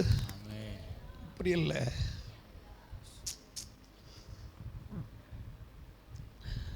எங்க வீட்டில் அடிக்கடி சண்டை எதுக்கு வரும் தெரியுமா? எங்க அம்மா மோட்டர் போடுறதுக்கு வரும். மோட்டர் தெரியாதா? அப்ப என்ன மோட்டர்னா என்ன? A squared + B squared - 2AB சொன்னேன். மோட்டருமா? எங்க மம்மி மோட்டர் சுவிட்சில் கை வைக்கும் போது எங்க அப்பா மோட்டருக்கு நேரம் உட்கார்ந்துருப்பார். உட்கார்ந்துட்டு எங்க அம்மா கை வைக்கும் போது எதுக்கு போடுற அப்படின்னு கேட்பார். கேட்டுட்டு என்ன சண்டை போடுவாங்க தெரியுமா? காலையில் 7 மணிக்கு நீ மோட்டர் போட்டல, 5000 லிட்டர் கெப்பாசிட்டி உள்ள நம்ம டேங்கு, கிட்டத்தட்ட 2.5 மணி நேரம் தண்ணி நிறைஞ்சிருக்கு. தண்ணி ரொம்பி விழுந்த போது நான் தான் மோட்டர் ஆஃப் பண்ணேன். அந்த தண்ணி எங்க போச்சுன்னு எனக்கு கணக்கு சொல்லு, அடுத்து போட விடுறேன். சும்மா நீ இஷ்டத்துக்கு மோட்டர் போடுவேன். எங்க போச்சுன்னு? எங்க போச்சு? பாத்திரம் கழுவினியா? பாத்திரம் கழுவல. பாத்திரம் தெரியாதா? எங்க அம்மா கிட்ட கேட்கிறாரு எங்க டாடி, பாத்திரம் கழுவினியா? கழுவல, பாத்திரம் அப்படியே இருக்கு. துணி துவைச்சியா? அப்படியே இருக்கு. வீட்டை கழுவி விட்டியா? அப்படியே இருக்கு. அப்ப தண்ணி எங்க போச்சு? தெரியல. நான் விளையாடல. there is no account. முடிச்சிருவோமா? there is no account அண்ணே. there is no account. வந்த மீனுக்கு அக்கவுண்ட் இருக்கு, எங்க போச்சு? எங்க மிகுதியான மீன்கள் விட்டுருங்க, ஒரு 10 மீனுக்கு உனக்கு கணக்கு சொல்ல முடியுதா? பாரம் இல்லை உங்களுக்கு, அவ்வளவுதான், வேற ஒண்ணும் இல்லை. 5000 லிட்டர் டேங்க் தண்ணியை நிரப்பி 5000 லிட்டர் தண்ணி எங்க போச்சுன்னு கணக்கு சொல்லாத உங்களுக்கு மறுபடி மோட்டார் போடப்படாதுன்னு ஒரு பொல்லாத தகப்பன், மாம்சத்திற்குரிய தகப்பன் சொல்ல முடியுமானா? இவர் நல்ல தகப்பன். புரிய மாட்டேங்குது உங்களுக்கு.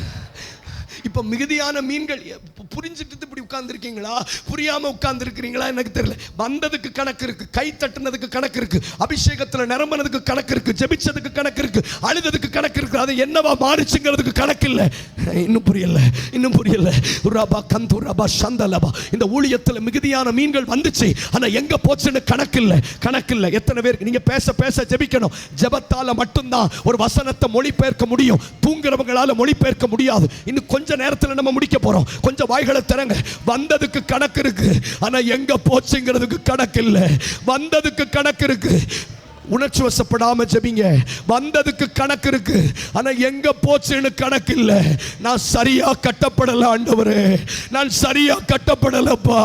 I am not built properly. என் அபிஷேகத்தை தாங்கக்கூடிய கட்டமைப்பு எனக்கு வேணும். என் அபிஷேகத்தை நல்ல இடத்திற்கு பங்களிக்கக்கூடிய ஒரு கட்டமைப்பு எனக்கு வேணும். இன்னொரு 15 நிமிஷம் நீங்க கோஆபரேட் பண்ணீங்கன்னா இந்த அசைன்மெண்ட்டை நம்ம முடிச்சிடலாம். திரும்பவும் சொல்றேன், எல்லாருக்கும் வந்ததுக்கு அக்கௌண்ட் கொடுக்க முடியும். என் புருஷன் 35,000 ரூபாய் சம்பளம் வாங்குறாருன்னு சொல்லிட முடியும். ஆனால் அந்த 35,000 ரூபாய் எங்கே போச்சுன்னு சொல்லுங்க, நிறைய பேருக்கு சொல்ல தெரியாது. இதுக்கு மேலே எப்படின்னு புரிய வைக்க? எனக்கு ஒரு ஆசீர்வாதம் வருதுன்னு எனக்கு சொல்ல தெரியுதில்ல, அது எங்கே போச்சுன்னு சொல்ல தெரியணும். அதுதான் கண்மலையின் மேல் கட்டப்பட்டவனுடைய அடையாளம். இதோட நான் முடிக்கிறேன். என்ன இதோட முடிக்கிறேன். ஊழியமே அர்த்தம் இல்லாம போயிருதே. லப லபன்னு கை தட்டிட்டு எங்க போச்சுன்னு சொல்ல தெரியலன்னா என்ன கேவலமா பேச மாட்டானா அந்த உலகம்? எங்க இந்த சகோதரி கையை தட்டி துள்ளி குதிச்சு விழுந்துச்சு, அது இல்ல ரிசல்ட். அந்த துள்ளி குதிச்சு விழுந்தது அவங்க வீட்டுல கணவர் ரட்சித்ததுன்னு சொல்லணும். அப்பந்தான் நீ விழுந்ததுக்கு அழகு. நான் தயவு செய்து உங்களை பரியாசம் பண்ணல, இல்லைன்னா நம்மளை கத்திர கூட்டம்லாம் சொல்லுவாங்க, நம்மளை பைத்தியக்காரன்லாம் சொல்லுவாங்க. நான் அடிக்கடி ஆண்டுகிட்ட கேட்பேன், சவுலும் தீர்க்கதரிசிகளில் ஒருவனோ என்பது பழமொழி ஆயிற்று. அப்படி எங்க ஊழியம் பழமொழி ஆயிடக்கூடாது. எலிசா மேல ரெட்டிப்பான அபிஷேகம் இறங்கி வந்ததுன்னு எத்தனை பேருக்கு தெரியும்? ப்ளீஸ் எனக்கு கொஞ்சம் கோஆபரேட் பண்ணுங்களேன். தெரியுமா தெரியாதா? அவன் மேல அபிஷேகம் வந்ததுக்கு கணக்கு இருக்கு. ஆமாதானா? அவன் மேல ரெட்டிப்பான அபிஷேகம் வந்ததை தீர்க்கதரிசிகளின் புத்திரர்கள் பார்த்து முழங்கால் படிக்கிட்டு எலியாவின் ஆவி இவனிடத்தில் ரெட்டிப்பா வந்திருக்குன்னு சொன்னாங்க. ஆமாதானா? ஆனா அந்த அபிஷேகம் வந்ததுக்கு மட்டும் அக்கௌண்ட் இல்ல, 10 இடங்களுக்கு அந்த அபிஷேகம் போனதுக்கு கணக்கு இருக்கு. எழுதுறவங்க மட்டும் எழுதிக்கோங்க, எழுதுறவங்க மட்டும் எழுதிக்கோங்க. முதல்ல எழுதிக்கோங்க 2 ராஜாக்கள். தங்கச்சி நீ வேடிக்கை பாருமா, நமக்கு என்ன காசா பணமா? 2 ராஜாக்கள் 2ஆம் அதிகாரம் 21 22 வசனம். 2 ராஜாக்கள் 2ஆம் அதிகாரம் சொல்லி சொல்லி எழுதுங்க, எழுதாதவங்க விட்டுருங்க. 2 ராஜாக்கள் 2ஆம் அதிகாரம் 21 22 வசனம். 2வது வசனம் எழுதிக்கோங்க. 2 ராஜாக்கள் 3ஆம் அதிகாரம் 16 17. மறுபடியும் சொல்றேன், 2 ராஜாக்கள் 3ஆம் அதிகாரம் 16 17. 3வது வசனம் சொல்றேன், 2 ராஜாக்கள் 4ஆம் அதிகாரம் 6வது வசனம். மறுபடியும் சொல்றேன், 2 ராஜாக்கள் 4ஆம் அதிகாரம் சொல்லுங்க 6வது வசனம். 4வது வசனம் 2 ராஜாக்கள் 4வது அதிகாரம் 35வது வசனம். 2 ராஜாக்கள் 4:35. எழுதிட்டீங்கன்னா ஒன்று சொல்லுங்களேன். தங்கப்பல்லா வச்சிருக்கீங்க வாயில, சொல்லுங்க. 5வது வசனம் என்ன? 2 ராஜாக்கள் 4:41. சொல்லுங்க பார்க்கலாம். 2 ராஜாக்கள் 4:41. 6வது வசனம் 2 ராஜாக்கள் 5ஆம் அதிகாரம் 14வது வசனம். மறுபடியும் சொல்றேன், 2 ராஜாக்கள் 5:14. 6வது வசனம் 2 ராஜாக்கள் 6வது அதிகாரம் 7வது வசனம். 6:7. அடுத்து 2 ராஜாக்கள் 6ஆம் அதிகாரம் அதனுடைய 17வது வசனம். எத்தனாச்சு? அடுத்து 2 ராஜாக்கள் 6ஆம் அதிகாரம் 19வது வசனம். எத்தனாச்சு? 9. அடுத்து 10வது வசனம் 2 ராஜாக்கள் 13ஆம் அதிகாரம் 21வது வசனம். சொல்லிருங்க, 2 ராஜாக்கள் 13 21. 2 ராஜாக்கள் 2 21 22 என்ன சொல்லப்பட்டிருக்கு தெரியுமா? வேதம் சொல்லுகிறது என்ன? காது கொடுத்து கேளுங்க. அந்த வசனம் மட்டும் டிஸ்பிளேல போடுங்களேன். 21. 2 ராஜாக்கள். தம்பி அங்கெல்லாம் ஏன்பா போறீங்க? 2 ராஜாக்கள் 2ஆம் அதிகாரம் 21 சேர்ந்து வாசிங்க. அவன் நீரூற்றண்டைக்கு போய் உப்பை அதில் போட்டு இந்த தண்ணீரை ஆரோக்கியமாக்கினேன், இனி இதில் சாவு வராது, நிலப்பாலும் இராது என்று கர்த்தர் சொல்லுகிறார் என்றான். அடுத்த வார்த்தை படிக்கலாம். எலிசா சொன்ன வார்த்தையின்படி அந்த தண்ணீர். இந்த வார்த்தை ரொம்ப முக்கியம். ப்ளீஸ், இந்நாள் வரைக்கும். இந்த வார்த்தை தயவு செய்து சொல்லுங்க, இந்நாள் வரைக்கும். என்ன எழுப்புதலா இருக்கீங்கம்மா? இந்நாள் வரைக்கும் ஆரோக்கியமாயிற்று. அப்படின்னா என்ன அர்த்தம் தெரியுமா? இன்னைக்கு எத்தனாம் தேதி சொல்லுங்க? 22ஆம் தேதி மார்ச் மாதம் 2026ஆம் தேதி வரைக்கும் அந்த தண்ணீர் ஆரோக்கியமா இருக்கு. அப்போ அபிஷேகம் வந்தது மட்டும் கணக்கு இல்லை, அபிஷேகம் என்ன பண்ணிச்சுங்கிறதுக்கும் கணக்கு இருக்கு. அபிஷேகம் என்ன பண்ணிச்சு? இந்நாள் வரைக்கும் தண்ணி ஆரோக்கியமாகி இருக்கு. அடுத்து 2 ராஜாக்கள் 3ஆம் அதிகாரம் டிஸ்பிளேல போட வேண்டாம் தம்பி, போதும். 2 ராஜாக்கள் 3ஆம் அதிகாரம் 16 17 வசனத்துல பள்ளத்தாக்கு எங்கிலும் வாய்க்கால்களை வெட்டுங்கள், காற்றையும் காண மாட்டீர்கள், மழையும் காண மாட்டீர்கள், பள்ளத்தாக்கு தண்ணீரால் நிரப்பப்படும். அடுத்து 3வது எங்க போச்சது தெரியுமா?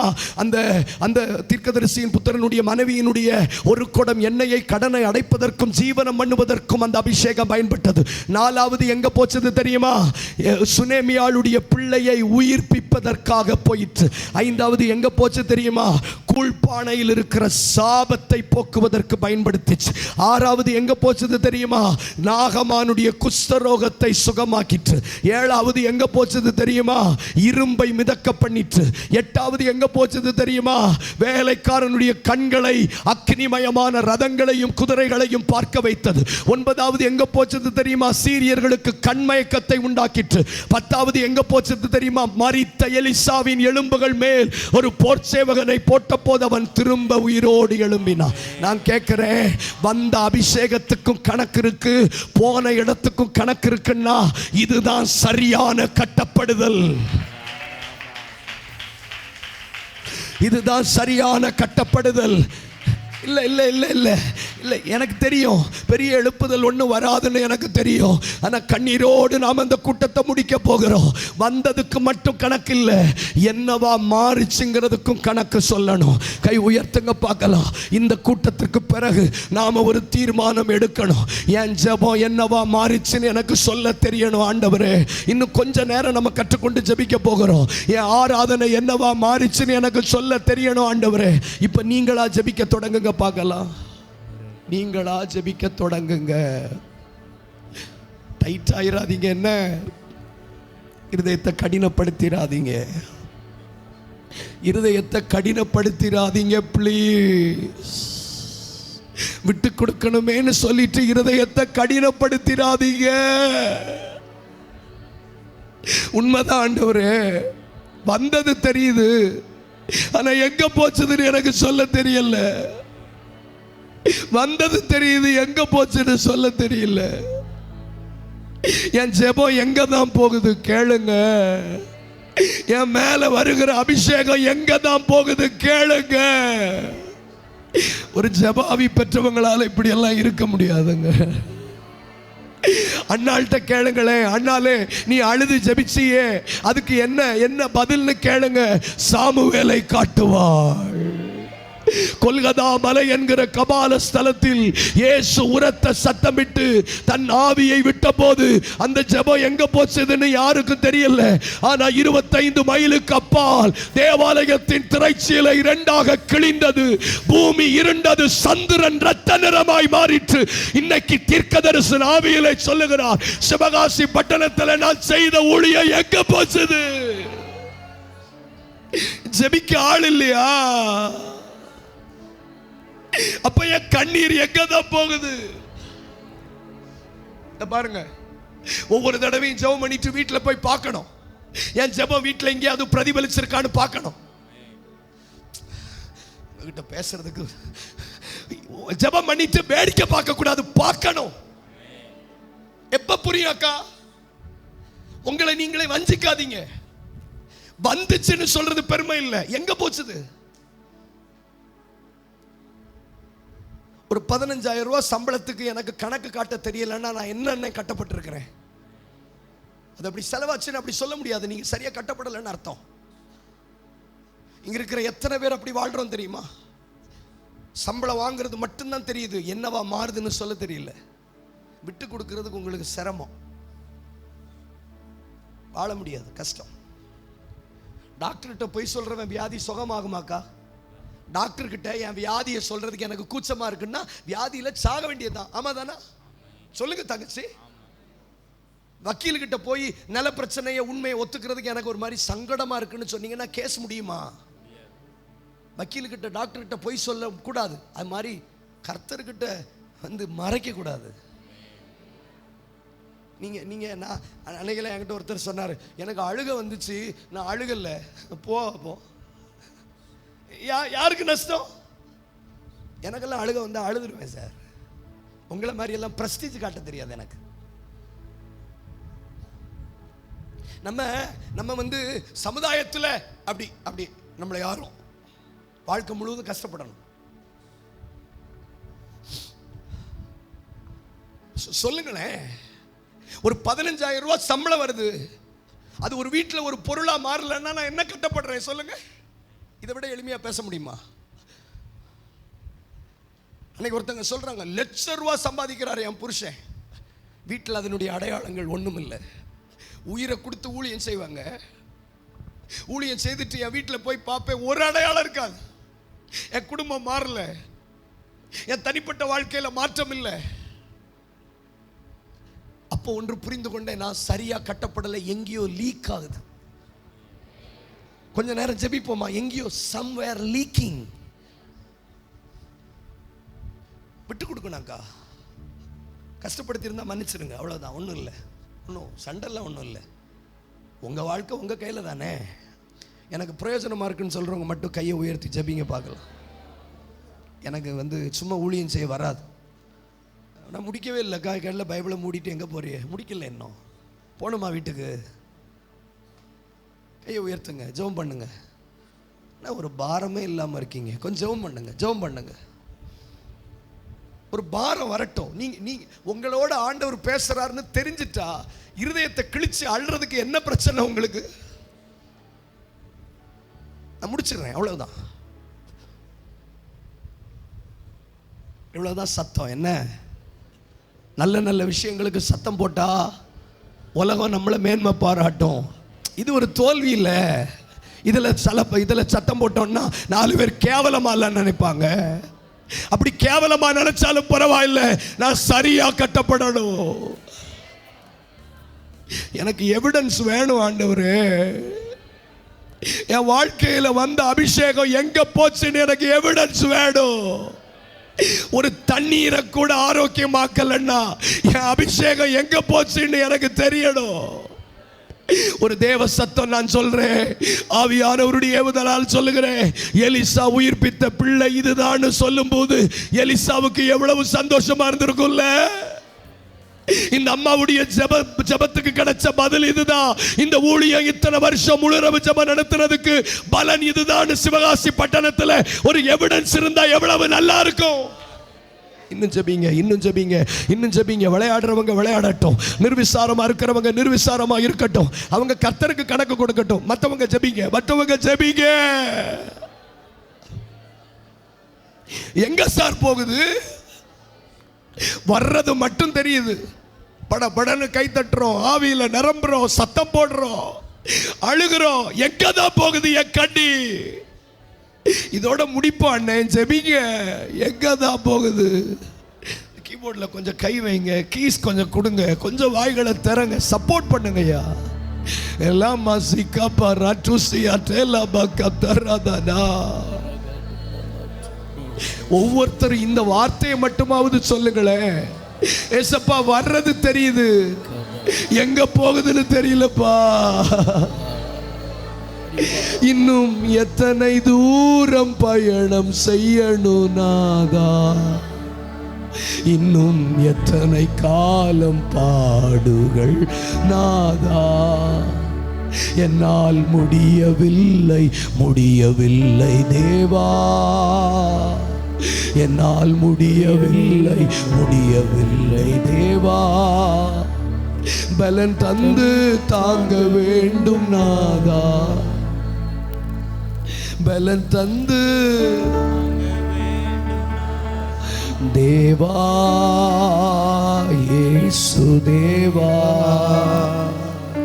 நாதா, இயேசு நாதா. எங்கிட்ட இருந்து வந்தது எங்க போச்சதுன்னு எனக்கு தெரியணும். என்னை நம்பி கிருபை தர்றாருங்கிறது எனக்கு தெரியுது, ஆனால் அது எங்க போகுதுன்னு எனக்கு தெரியணும். இந்த வருஷம் எனக்கு எவிடன்ஸ் வேணும்னு கேட்குறவங்க மட்டும் ஜெபிங்க. பாரம் இருந்தா ஜெபிங்க. இத்தனை வருஷம் ஊழியத்தில் வந்த அபிஷேகம் என்னவா மாறுச்சு? எலிசா உயிர்ப்பித்த பிள்ளை இதுதான், அவன் ஆரோக்கியமாக்கின தண்ணீர் இதுதான், அவன் மிதக்க பண்ணின இரும்பு இதுதான், அவன் செய்த ஊழியத்துக்கு வந்த சபை இதுதான், அவன் செய்த ஊழியத்துக்கு கிடைச்ச ஆத்துமாக்கள் இதுதான் சொல்லணும். இல்லைன்னா நான் வாழ்ந்து அர்த்தம் இல்லை. ஆண்டவரே கூப்பிடுங்க, அப்பாடு கூப்பிடுங்க. என் கண்ணீர் எங்கதான் போச்சுது எனக்கு தெரியணும் ஆண்டவரே. என் அவமானம் எங்க போச்சுது? என் மேல வந்த அபிஷேகம் எங்க போச்சுது? எலிசா மேல வந்த அபிஷேகம் 10 இடத்துக்கு போச்சுதுன்னு வாசிச்சோமே. அப்ப என் மேல வந்த அபிஷேகம் எங்க போச்சுது? மீன் வந்தது உண்மைதானே? சொல்லுங்க. அபிஷேகம் வந்தது உண்மைதானே? கை தட்டுனது உண்மைதானே? ஆராதிச்சது உண்மைதானே? அழுதது உண்மைதானே? அப்ப எங்க போச்சது?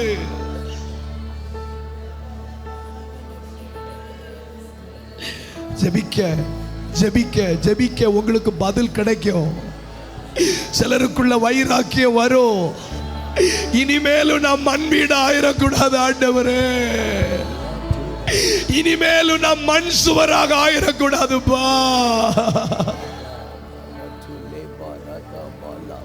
மார்க் எழுதின சுவிசேஷம் 5ஆம் அதிகாரம் 30வது வசனம். ஜெபம் பண்ணிட்டே இருங்க.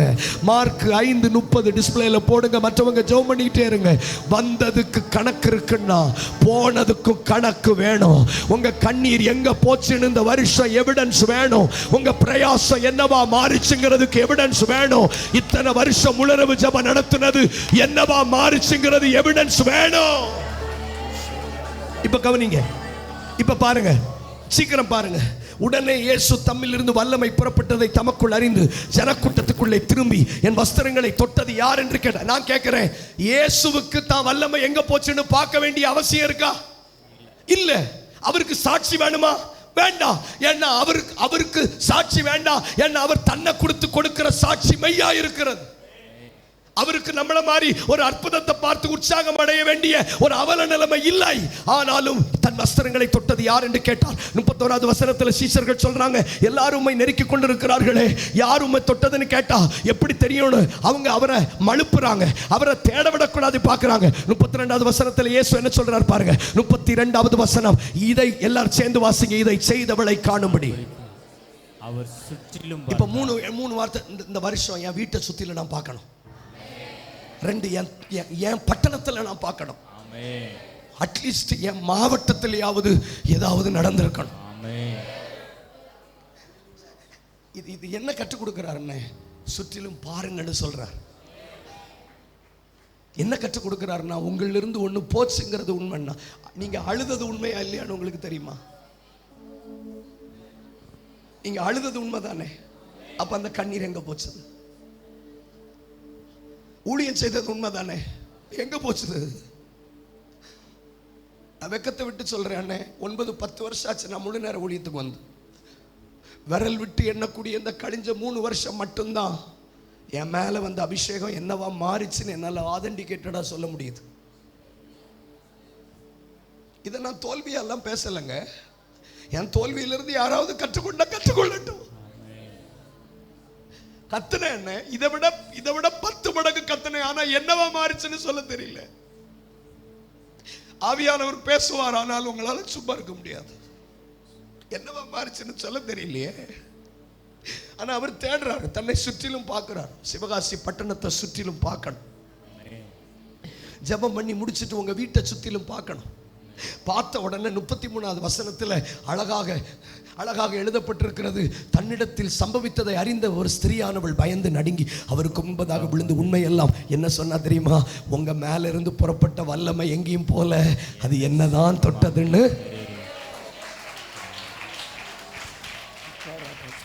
அப்போ இந்த வருஷம் நம்முடைய ஜெபம் யாருக்கிட்ட போச்சதோ அவங்க நம்ம முன்னாடி வந்து நிற்பார்கள். வந்து நிற்கணும். They should stand. கூட்டமா வாலிபர்கள் வந்து நிற்பாங்க. எங்களுக்கு ஞானஸ்தானம் கொடுங்க, எங்களை வழி நடத்துங்க. கை தட்டி ஆவியில நிரம்பி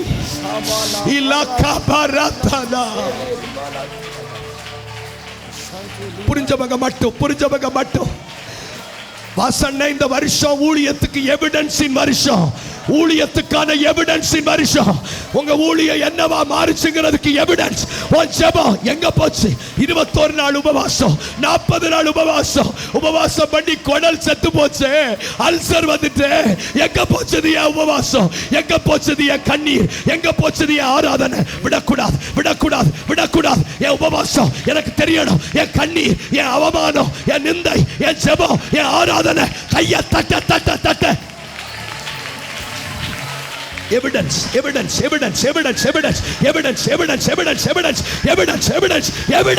Shabarakatara udarahadarabasia.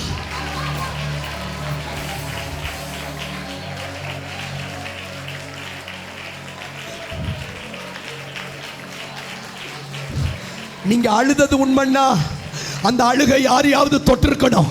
சுற்றிலும் பாருங்க. நீங்க ஜெபிச்சது உண்மைன்னா ஆனா அண்ணே, இந்த ஊழியம் நாள்பட்ட வியாதியை தொடும், நாள்பட்ட சாபத்தை தொடும், பலரும் தொடாத கிராமங்களை தொடும். ஓராபா கயானாபா. கைய தட்டுங்க. ஒரு மகிமை ஊழியம் யாரும் தொடாததை. கிபா Rakutala kabaya, altaraba sandalaba, udarabalaba usiatara, rekandalaba. இன்னும் 2 நிமிஷம், ஒரு மகிமை.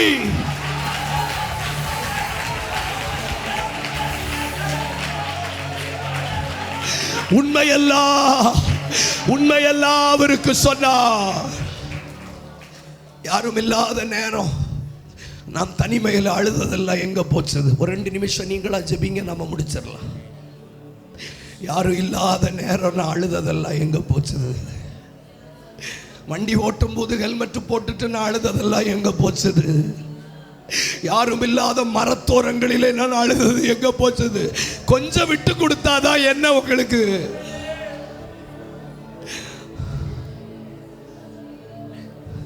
ஜெயிக்கணும்னு மனசு இல்லைன்னா வராது. இன்னைக்கு இந்த ஜெபத்தோட சரியா கட்டப்படலை, அதான் வலையில பலவீனம், வலையில ஓட்ட, வலை கிழியுது. அதனால வர்றது மட்டும் தெரியுது, வந்தது தங்குறதும் இல்லை, வந்தது என்னவா மாறிச்சுன்னு சொல்ல தெரியல. இத்தனை வருஷம் ஆவிக்குரிய வாழ்க்கையில இருக்கிறேனே, ஒரு அடையாளத்தை என்னால காட்ட முடியலையே அப்பா.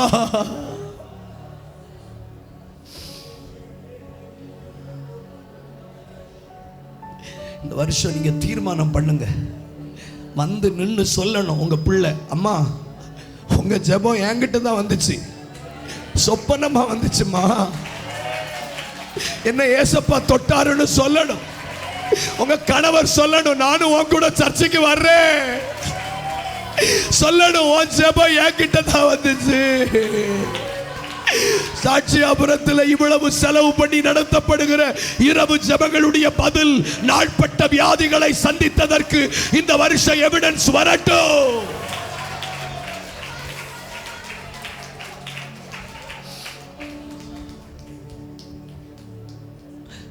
ஆனா கவனிங்க, நம்மளை ஏமாத்துறது ரொம்ப ஈஸி. ரொம்ப காலம் எப்படி கை தட்டிட்டே போக முடியாது, இல்லை? போக முடியுமா? ரொம்ப காலம் எப்படி கை தட்டிட்டு சத்தம் போட்டுட்டே போக முடியுமா? Show your evidence. இந்த வார்த்தையை நான் திரும்பவும் சொல்றேன். ஒரு வேலைக்காரன் சொல்றான், எலிசா உயிர்ப்பித்த பிள்ளை இதுதான். என்ன டெஸ்டிமோனி இல்லை? அவன் சும்மா வாழல சார், அவன் சும்மா அந்நிய பாஷை எல்லாம் பேசிட்டு போகல. அந்த அம்மா சும்மா பேக்கை தூக்கிட்டு பைபிளை தூக்கிட்டு சர்ச்சுக்கு போகல. அந்த அம்மாவுடைய ஜெபத்தில் வந்த பதில் தான் அந்த சபைன்னு சொல்லணும்.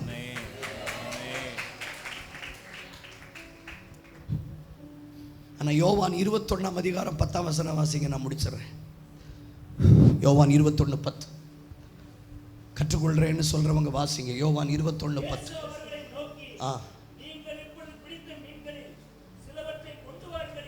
என்ன புரியுது? அங்க பிடிச்ச மீனுக்கு வந்ததுக்கு கணக்கு இருந்துச்சு, எங்க போச்சுங்கிறதுக்கு. ஆனா யோவான் 21ஆம் அதிகாரத்தில் பிடிச்ச மீனுக்கும் கணக்கு இருக்கு. அது என்னத்துக்கு பயன்பட்டதுன்னு கணக்கு இருக்கு. திருவிருந்து ஆராதனைக்கு பயன்படுத்தினார். விளங்கல்ல உங்களுக்கு? சரியா கட்டப்பட்டுட்டீங்கன்னா உங்க வாழ்க்கையில வர்றது சரியான இடத்துக்கு போகும். திருவிருந்துக்கு பயன்படுத்துற மீன் மாறிச்சு, சபை கட்டுறதுக்கு பயன்படுத்துற பணம் அவங்க பணம் மாறணும். இனி என் பணம் மருத்துவமனைக்கு போக கூடாது, இனி என் பணம் ஒயின் ஷாப்புக்கு போக கூடாது. இன்னைக்கு இந்த வருஷம் சொல்லணும், நீங்க இப்போ பிடித்த மீன்களில் சிலவற்றை கொண்டு வாருங்கள் என்றார். அதுக்கு அர்த்தம் என்ன தெரியுமா? லூக்கா 5ஆம் அதிகாரத்தில் மற்றவங்களுடைய உதவி தேவைப்பட்டது. லூக்கா 5ஆம் அதிகாரத்தில் தன்னால் சுமக்க முடியாம மற்ற படகுகளுக்கு கொடுத்தான். லூக்கா 5ஆம் அதிகாரத்தில் தான் வாழ்க்கையில் வந்ததுக்கு கணக்கு இருந்துச்சு, போனதுக்கு கணக்கு இல்லை. ஆனால் யோவான் 21ஆம் அதிகாரத்தில் கம்பேரிசன் பாருங்க. அவனே தனியாக இழுத்தான், யாருடைய உதவியும் இல்லாம. ரெண்டாவது, அவன் வலையில வந்த மீனை யாருக்கும் கொடுக்க வேண்டிய கட்டாயம் இல்லை, அவனுக்கே சுமக்கக்கூடிய பலன் இருந்துச்சு. மூன்றாவது, வந்ததுக்கும் கணக்கு இருக்கு, என்னவா மாறிச்சுங்கிறதுக்கும் கணக்கு இருக்கு. கொஞ்சம் கைகளை உயர்த்துங்களேன், தூக்கம் வருது உங்களுக்கு, முடிச்சிடலாம். கை உயர்த்துங்க.